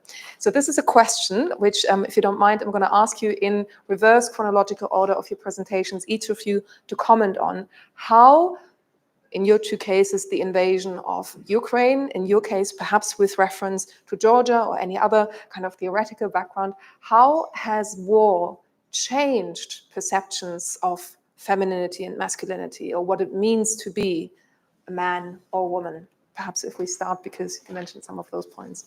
Okay. I would say it hasn't necessarily changed perceptions among society in Russia, but it has changed the way that the regime, the state, presents those roles. And one of the interesting things about the military recruitment campaign, the video, the picture that I showed you from, is that this appeal to masculinity was not particularly successful, because Russia has a real crisis of military recruitment at the moment, and the appeals to masculinity do not work. What works is offering more money. That is what has proven to be much more effective. Similarly, although women are repeatedly, marginalized in the public discourse and basically told they should be supportive wives and mothers and stay at home and look after the children, in fact, Russian women do an enormous amount of work. And when the men are taken for the military, it's the women who are picking up all the pieces in civil society. And so I don't think it's necessarily changed the way that ordinary Russians view masculinity and femininity, but it has changed the rhetoric of the state. Interesting. So again, coming back to these regime dynamics that you mentioned about certain legitimacy discourses and how important gender is in the Putin regime. Very interesting. Mariana, in the case of Ukraine, perhaps also your own experience. Yeah, Anna told us, and I would like to confirm that Ukraine has a very strong and effective state policy on ensuring of gender equality. And our government continued to implement even during the war this policy. I can say that our society became, as for me, more egalitarian. I can tell that women became more stronger. Really, they are ready to do absolutely everything to stop this war. From another side, I can see some changes in the behavior of men. At this time, they can express their need, for example, for psychological support. And also, we can see many examples where, for example, a woman, a wife, is serving in armed forces or some police unit, and her husband takes care of the children. And for our society, it's absolutely normal. It was the decision of one's family, and we really have many examples of such families, as in police, as the same in the armed forces. Would you say, maybe just a really brief follow-up question then, that these were dynamics in favor of gender equality that the war has exacerbated in a sense? Okay. It was a little bit a result of all gender policy, and it's a result of the war. Very interesting. Anna, perhaps with reference to Georgia and thinking also about, you mentioned the 3 war experiences, do you think that had any impact on perceptions of masculinity and femininity? Sure, and 2 points. One, I would only agree from observing people who are the faces of Ukraine's war effort, that there is a really great representation of women there. I just met head of the Foreign Affairs Committee of Ukrainian Parliament. There, just from the outside, there are very many women at many levels who speak on behalf of the state and have no problem. So I'm not speaking about combat. In Georgian, so in the Georgian Ministry of Defense, in terms of numbers, for example, in the civilian section, the number of women, so when I arrived at the ministry, it was to my surprise that the number of women is even bigger than of men in the civilian section of Ministry of Defense. So 60% are women. And I have my own personal, not research-based explanations why this happened. NATO has a lot to do with it. If you're NATO affiliated, NATO programs, NATO quotas, speaking English, all of this, also you have to meet certain criteria. All of this really helps to represent women better. But to go back to your question about war, so Georgia comes, this is why I spoke about winning a lot. Georgia has been an object of lost wars, and it's terrible. So the impact of that, consecutively losing wars because the antagonist on the side is Russia, and the construction of narrative around lost wars is worse, then this is why I said, even if you are not winning, the narrative about what's going on with you is very important, because the Georgian narratives are about lost wars. And the effect of that on gender, a lot has been written, has been very bad. So resignation of men, mass feeling of guilt, mass feeling of responsibility, like depression, resignation from the roles, addictions, violence. There's a lot of studies, including psychological studies on this. On the good side of that, empowering of women has happened. So women have taken some of the spaces which have been emerged as gaps in terms of also family responsibility and responsibility externally, taking economic roles, much more serious economic roles. The problem with that is that understanding of cultural change roles is slow. So it's only now, it's been what, 30, 20 years after this conflict, it's only now there's discussion. So what is actually happening? So what is now the actual family arrangement, Georgian family arrangement? Is it the one that was in 1970s? Or is it when the mother in almost every family, one person, often a woman, mother, sister, works abroad, they're paying to sustain the family, right? So the reconfiguration of gender roles and understanding what has happened, it's only now, 15, 20 years later. Yeah. That's really interesting. Thank you very much. And actually building on that, a follow-up question just to dig a little deeper. So there is, in theoretical debates, there is this phrase of everyday essentialism. And everyday essentialism says that we tend to assume that women are the gentler, more peaceful, weaker, as Jennifer was saying as well, sex, whereas men are naturally more aggressive, more suited not only to leadership roles, but also to, for instance, combat roles. And maybe building on the points you just mentioned, because exactly as you're saying, these kind of socially constructed narratives of stereotypes. I'm going to pass on the question to Mariana and Jennifer as well, but coming back to exactly what you were saying right now, would you say then in Georgia that this stereotype of women tend to be victims and men tend to be perpetrators of violence, does that persist despite, for instance, these acts of agency that you mentioned? Or I think it's changing very seriously. And also, as it happens, as gender roles are being, as all social roles are being reconfigured, there's more conflict. So in rural areas, our record of family violence is very bad. Recently, I've been advocated for reform. We need to do more in terms of femicide. In urban areas, it's easier. There's also more wealth in urban areas, and the reconfigure. But the roles have been seriously reconfigured. So in 2011, I wrote a piece. So that was 10 years ago, about lack of women's movement in Georgia. 2011, 10 years ago.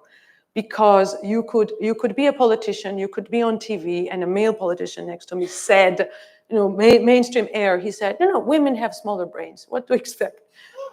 And this was okay, 2011. And so I was mad and went and wrote this piece, like, where's more women's movements? All these NGOs writing, getting grants, where's solidarity? 10 years now, no, it's not gonna, right? And you can't. There is not only pressure, but understanding reconfiguration of roles, changing male roles as well, stepping more in terms of family duties. Yeah, in rural areas, it's more problematic, and the means of conflict resolution are not there to solve it more peacefully. Very interesting. Thank you very much. Mariana, based also on your own experience, some of the numbers that you showed us, clearly women are acting as agents of security in Ukraine. But are the stereotypes still there that women might not be quite as capable as their male counterparts? Unfortunately, in this war, women are, from one side, the victims, and from another side, they are really the agents of security. If we talk about the victims, I can tell that, that Russian soldiers committed a large number of crimes against civilian population of Ukraine, men, women, and children. Especially sexual crimes were particularly internally. And it was a decision of the Ministry of Internal Affairs to create special police units, mobile units, that will to detect and to detect and document such crimes in different areas. Also, the police women officers that we can say are the agents of security were involved in these mobile groups because the better trust of women victims, women to them. That's why these mobile groups really done successfully work, and they continue to do it. And they have already checked 230 different locations. That's why we have such result. From one side, some part of women are victims, but from another side, we have a large number of agents of security. Interesting, thank you very much. And passing it over to Jennifer. So do you think this hyper-masculinity that you were describing under the Putin regime, does that only leave space for these dichotomies? I think there's huge everyday essentialism in Russia. I think, although I don't think the war has necessarily shifted perceptions of masculinity and femininity in Russia, they're already quite stark. And I could just give you the example of domestic violence. Domestic violence is a terrible problem in Russia, and it is not being addressed by law enforcement because the basis for addressing it, i.e. the law, has been rolled back so that no longer is it a criminal offense to beat your wife. You have to cause lasting damage, whatever that means. In practice, it probably means death. So it's very extreme. It's very serious. Thank you very much. On that note, I'm glancing at Barbara. I know about time because there needs to be the overall conclusion as well. If we take 7 minutes, is that okay for you? Yeah? Yeah, 10 minutes as planned? Yeah, okay, perfect. Then herewith, I already saw one hand at least was raised, opening it up to the floor. Yes. So that, I just wanted to, yeah, absolutely. I just wanted to congratulate the candidates on the beautiful interventions. Thank you, Mariana, for this beautiful interview related to women in Russia. I just wanted to thank the panelists for the beautiful interventions. Thank you, Mariana, for giving us an overview of women in Ukrainian forces and military. I just wanted to ask you a question related to the rise of domestic violence in Ukraine during the war. And the second question would be, there's been prevalence of gender and sexual-based violence during the armed conflict in Ukraine. And I wonder how Ukrainian authorities have approached qualifying and investigating these cases domestically. Thank you. I just can't tell absolutely honestly that domestic violence, it was the problem in Ukraine, and this problem still exists. And due to the war in Ukraine, the number of cases really increased.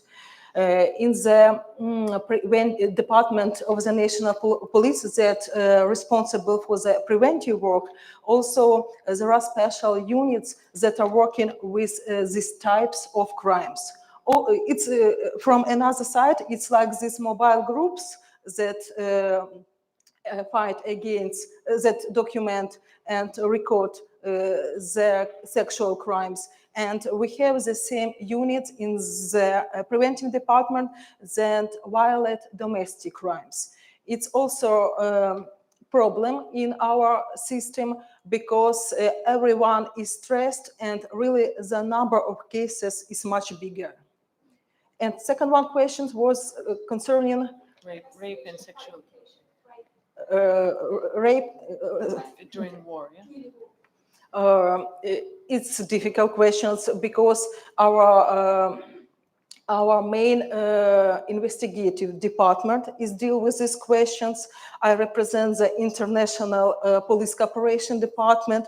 Yeah, unfortunately, it's better if we can discuss these questions maybe another time because it's information of Special Investigation Department, how they investigate these rapes during the war. Yeah. But it's a very interesting question because, for instance, last year the UN put out a special report where it was explicitly said we do not need to have hard data in order to construct a humanitarian response to wartime sexual violence against men, women, boys, girls, and people of all gender identities. So it's a very relevant question, of course. Thank you. I think, yeah. I was just going to probably carry on around a bit. So, what the Ministry of Interior in Ukraine are doing a lot, they're working a lot with international agencies on and learning from other international experts around the sexual violence and conflict. So they're putting in a lot of work for investigators, training them up and getting them ready. And the other thing that certainly the UN agencies as well, UN Women, are looking to work with the Ministry of Interior, who touched on domestic violence, is that recognition that we know domestic violence goes up during times of conflict, but we also know it goes up when the conflict, immediate aftermath, because those military personnel will go back to their homes, they're coming from a conflict environment, domestic violence will go up. So they're also positioning themselves ready for that. And I think that's another thing that Ukraine are leading the way on, because often, many of us in this room know, that sort of peace building, that back to normality normally comes after the conflict is finished. But the Ukrainian government are working now in readiness for the victory, which, oh no, you can't, or Slava Ukraine. Thank you, Jane. I just want to add a few words. You know that before the war, we really didn't have the experience how to investigate any war crime. It was something incredible for us. But the number of such crimes are so big, and our investigators should done it quickly. When our colleagues from Europe and other states start to come to Ukraine in March, in April, maybe in the end of spring of 2022, they really start to help us with trainings. For example, European Union Advisory Mission, you know this organization, and they include very different experts from different countries and with a very good experience in the investigation of such crimes. And they started to train our investigators how to investigate these different types of crimes, because it was really the challenge for everyone, investigators, what to do, how to do, and all this will be the evidence in the international court. Thank you very much. Got a question? Sorry. Very quick, I promise. Okay. None of you talked about the numbers of widows and wives that are missing these wars, whether we're in Russia or Georgia or Ukraine. And we had a Ukrainian widow on a webinar we did about widows the other week. And she was saying that there's so many women they've now set up a sperm bank in Ukraine because these women whose husbands are going to war want to have their children. But my question is, with so many women who've migrated as refugees and left, is that also somehow increasing men who don't have women? Is there more abuse? Is there more prostitution because the women aren't there? And yet the women who've gone alone as refugees are now having a very incredibly strong. So is that going to sort of somehow change the relations even after the war, when these women are alone looking after their children, and then what happens to their marriages? Thank you. Perhaps that is a question for Anna, because you mentioned something about trauma and intergenerational effects. Yeah, I can tell you Georgian statistics are quite bad. So if you are, I mean, this is funny, but if you are a 40-year-old woman to get married in Georgia to a Georgian, the chances are very slim. This is pure statistics. I investigated this for a friend of mine who was dating And I said, okay, I'm a researcher, let me figure this out. So I went into National Statistics Department, pulled it up. Of course, this is the war generation, right? So 40 and up, you will see. So when they're 20, it's 1-to-1, or 20, 15, 1-to-1 in terms of gender. 40 and up, women, the number of women increases, the number of, I don't remember the numbers, but it's horrible. So maybe like 4-to-1 or so. So this is all, and that's just my musing. It's not, science, but it's all 3 wars, right? And then the repercussions of the war and the impact of it. First, actually fighting, and then coming back, no economy, finding no role for you.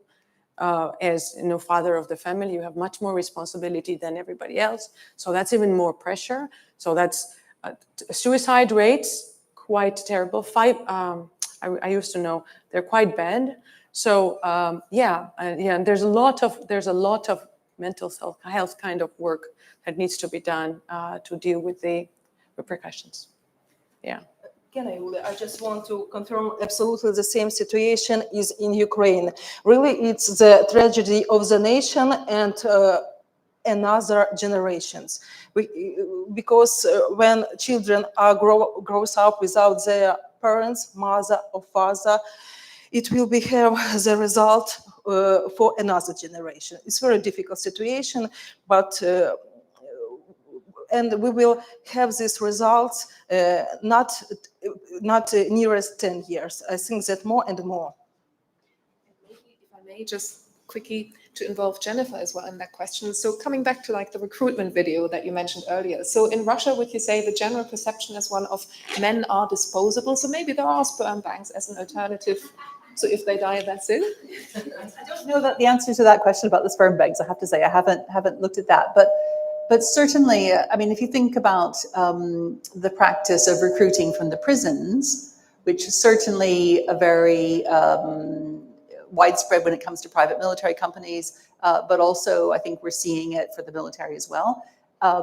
Those prisoners who serve it's usually 6 months or some period of time and survive, all of them do, and return, are now committing terrible crimes when they come back in their communities. So murder and all kinds of terrible crimes.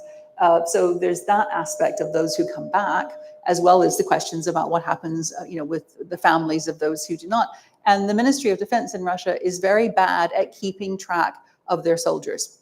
And so sadly, many of the families whose sons, husbands, fathers have died in the war don't have that final confirmation. They don't have a body to bury and to mourn. They don't have that closure either. So there's another element, I think, of trauma that happens there. Just a few words. You told about the prisoners. We know about Wagner.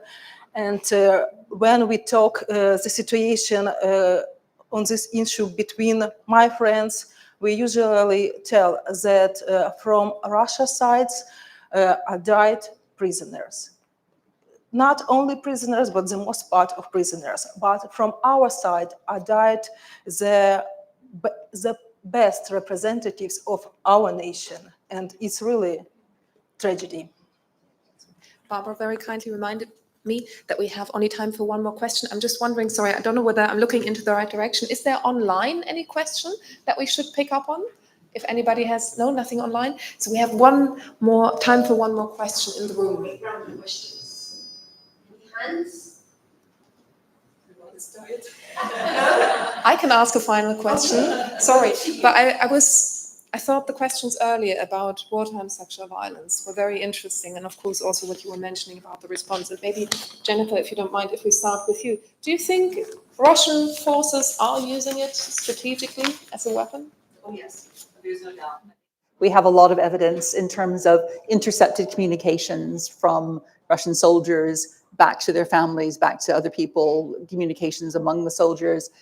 It is definitely something which is being done strategically. It's being done with intention. This isn't something that just spontaneously happens. This is absolutely aimed at not only damaging and sort of hurting Ukrainian women, but also damaging the society as a whole. And there's a genocidal element to it as well, trying to impregnate women to bear Russian children, for example. So yes, it is absolutely intentional. I can just add that, that this violence were against all possible category of our population: elderly, men, women, children, and especially small children. And they just absolutely sure that there will be no punishment for them, and they just do everything that they want. Thank you very much. And of course, that goes back to Anna's earlier points about the relevance of law and order and the need to pay attention to how it's being reconstructed after the violent conflict has ended. And Mariana, as you very kindly were saying, hopefully it's not going to last much longer. Fingers crossed. Thank you so much for your very insightful comments.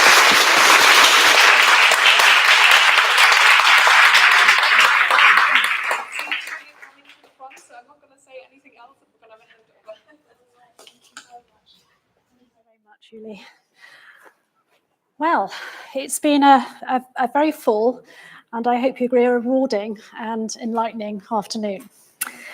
I want to say thank you to all our wonderful speakers and moderators, and thank you to all of you in the audience for coming today. We really appreciate it. We're going to close with a video made by one of our young volunteers, Laura Mitten from South Africa, who tells the story of her career thus far, and other videos. I don't know if you've seen them on the screens, but other videos made by our interns and volunteers. We've been showing these. Hello, everyone. Hold on, I haven't finished yet. And so they're going to be available on the Security Women website and also our app. But before Laura's video, I'd just like to thank our sponsors. The Network for Social Change, in particular, Hannah Lynn, who acted as our advocate and did a really great job. So thank you very much, Hannah. And thank you to everybody in the network who contributed to make this conference a success. I would also like to thank Quinitech for their contribution, and I look forward to working with them in the future. Thank you. So we're now going to listen to Laura, but following Laura's video, just want to say you're very welcome to join us for a drink. We're going to be in here, so there's a bar at the back, and you're all welcome to stay and have a drink with us. So over to Laura. My name is Laura Mitten, and I hold the rank of Warrant Officer in the South African Police Service, which is also known as SAPS. I'm currently employed as a forensic analyst specializing in ballistics, and I work at the Forensic Science Laboratory, which is located here in Cape Town, South Africa. And this has been my story thus far.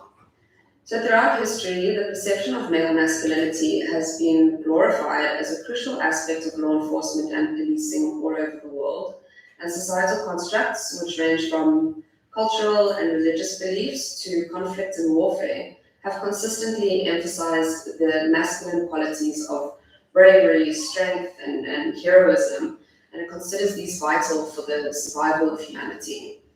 Consequently, a conventional consensus has also been established, which suggests that only the strongest and the bravest of us should be responsible for protecting and ensuring the well-being of others, while women have mostly been viewed as those who are in need of protection rather than those who are the actual protectors.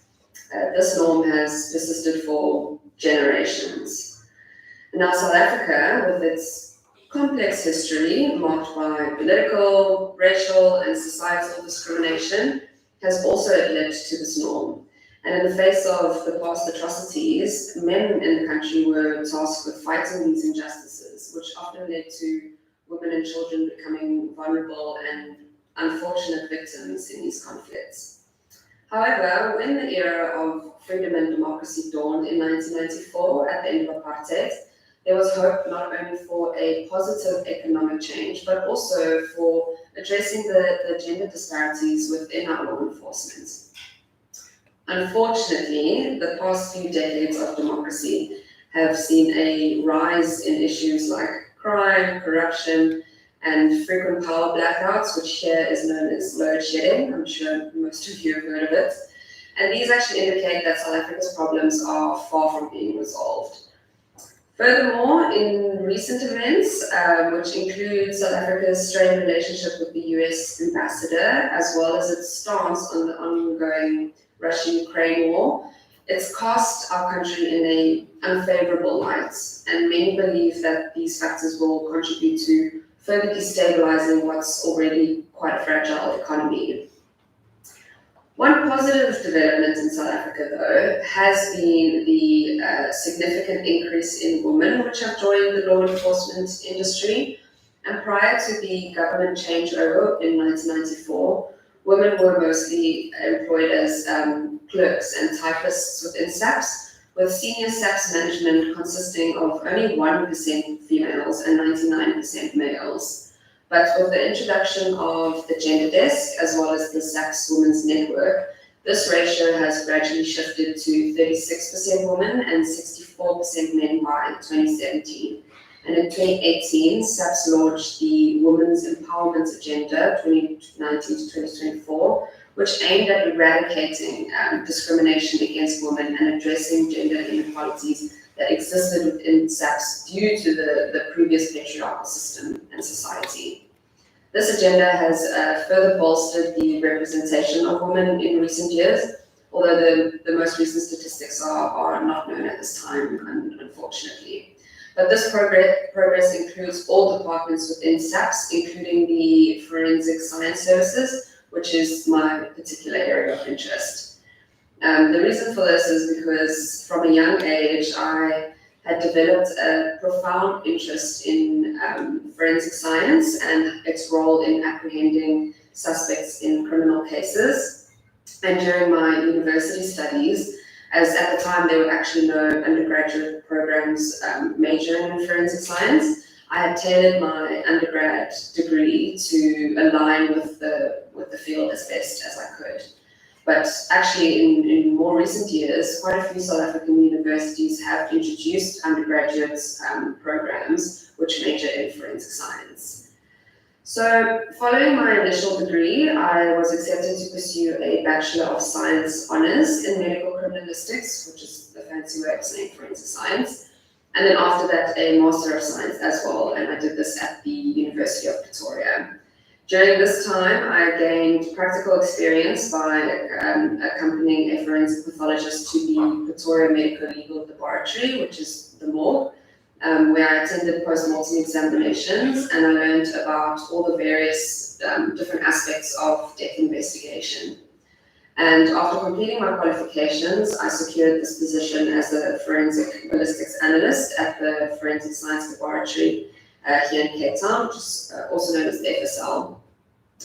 During this, I've undergone 4 years of extensive in-service training in ballistics and toolmark examination, and I currently possess over 5 years of work experience in casework, as well as crime scene investigation.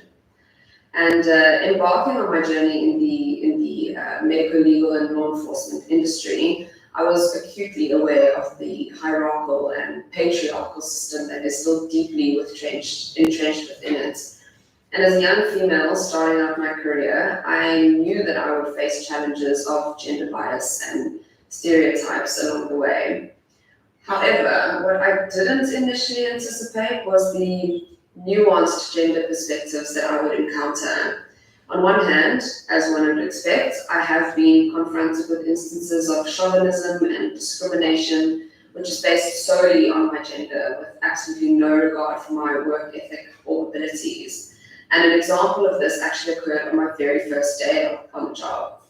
While I was initially completing paperwork with all the other successful applicants, a man who had been employed in our biology units glanced over and he saw that I had been assigned the ballistics position, which was only one of 2 available posts at the time. He then said to me, "Oh, you took my job. That's the one that I wanted." So I asked him, why do you believe that I took your job? And he said, "Well, I'm a man. Guns are for men, not women." But unbeknownst to him, I had literally just spent 2 years working on my master's dissertation, which focused solely on forensic ballistics, and I had an already clear understanding of firearms and their mechanisms. However, once I, settled into my unit and all the formalities were behind me, a shift in perspective began to occur. And to my surprise, it became apparent almost immediately that the gender ratio within the work environment was not what I initially expected. Considering that the nature of my work involves guns and ammunition, I had presumed that I would be entering a predominantly male-dominated space. However, the reality proved to actually be the opposite, as it became evident that there was approximately 1 male for every 4 females.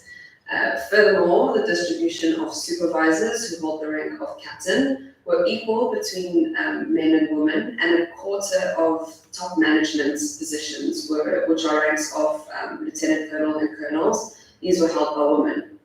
Notably though, a woman led all our training divisions, with the majority of trainers being female as well. And in recent years, since a woman was promoted to the open position of our operations commander, we now represent half of our top management.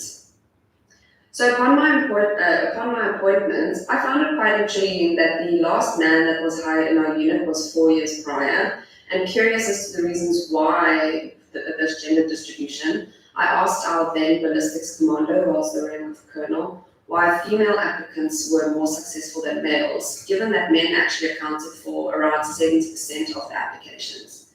He explained to me that women consistently performed notably better in both the testing aspect of the interview, which included written, memory, and analytical assessments, as well as the verbal interview, which focused more on questions regarding real-life scenarios. I then wondered if this gender distribution was like an isolated occurrence only in my unit, or if it was representative of the whole FSL. So after doing some research, I discovered that women actually accounted for over 65% of all the analysts employed within our FSL, which consists of 5 sections. Here at ballistics, then we have biology, which is DNA and biological material. Chemistry is drugs. Scientific analysis does like CCTV footage, and question documents does counterfeit money and fraudulent documents. And then surprisingly, this gender ratio actually appeared to be relatively consistent across all 4 of our FSLs that's in South Africa, which are located here in Cape Town, and Pretoria, which is our headquarters, Durban, and Port Elizabeth, which has been renamed Abeja. So throughout my time of employment, almost everything I have come to know and learn about this science has been taught and demonstrated to me by women. My training program covered various essential aspects of ballistics, which include practical and summative learning, laboratory practices, firearm handling, and crime scene management. And this is included, but is not limited to, ammunition and firearm identification, examination and testing, microscopic comparisons and individualizations of fired bullets and cartridge cases, which enable us to link them to each other or to a specific gun or crime scenes. Additionally, the training also covers serial number restoration, tool mark examination and individualization, homemade and replica firearms, such as black firearms and toy guns. We did crime scene photography and investigation, report writing, and we give expert testimony in court proceedings. Our casework encompasses a combination of all of these aspects, but it is dependent on the requirements of the specific case.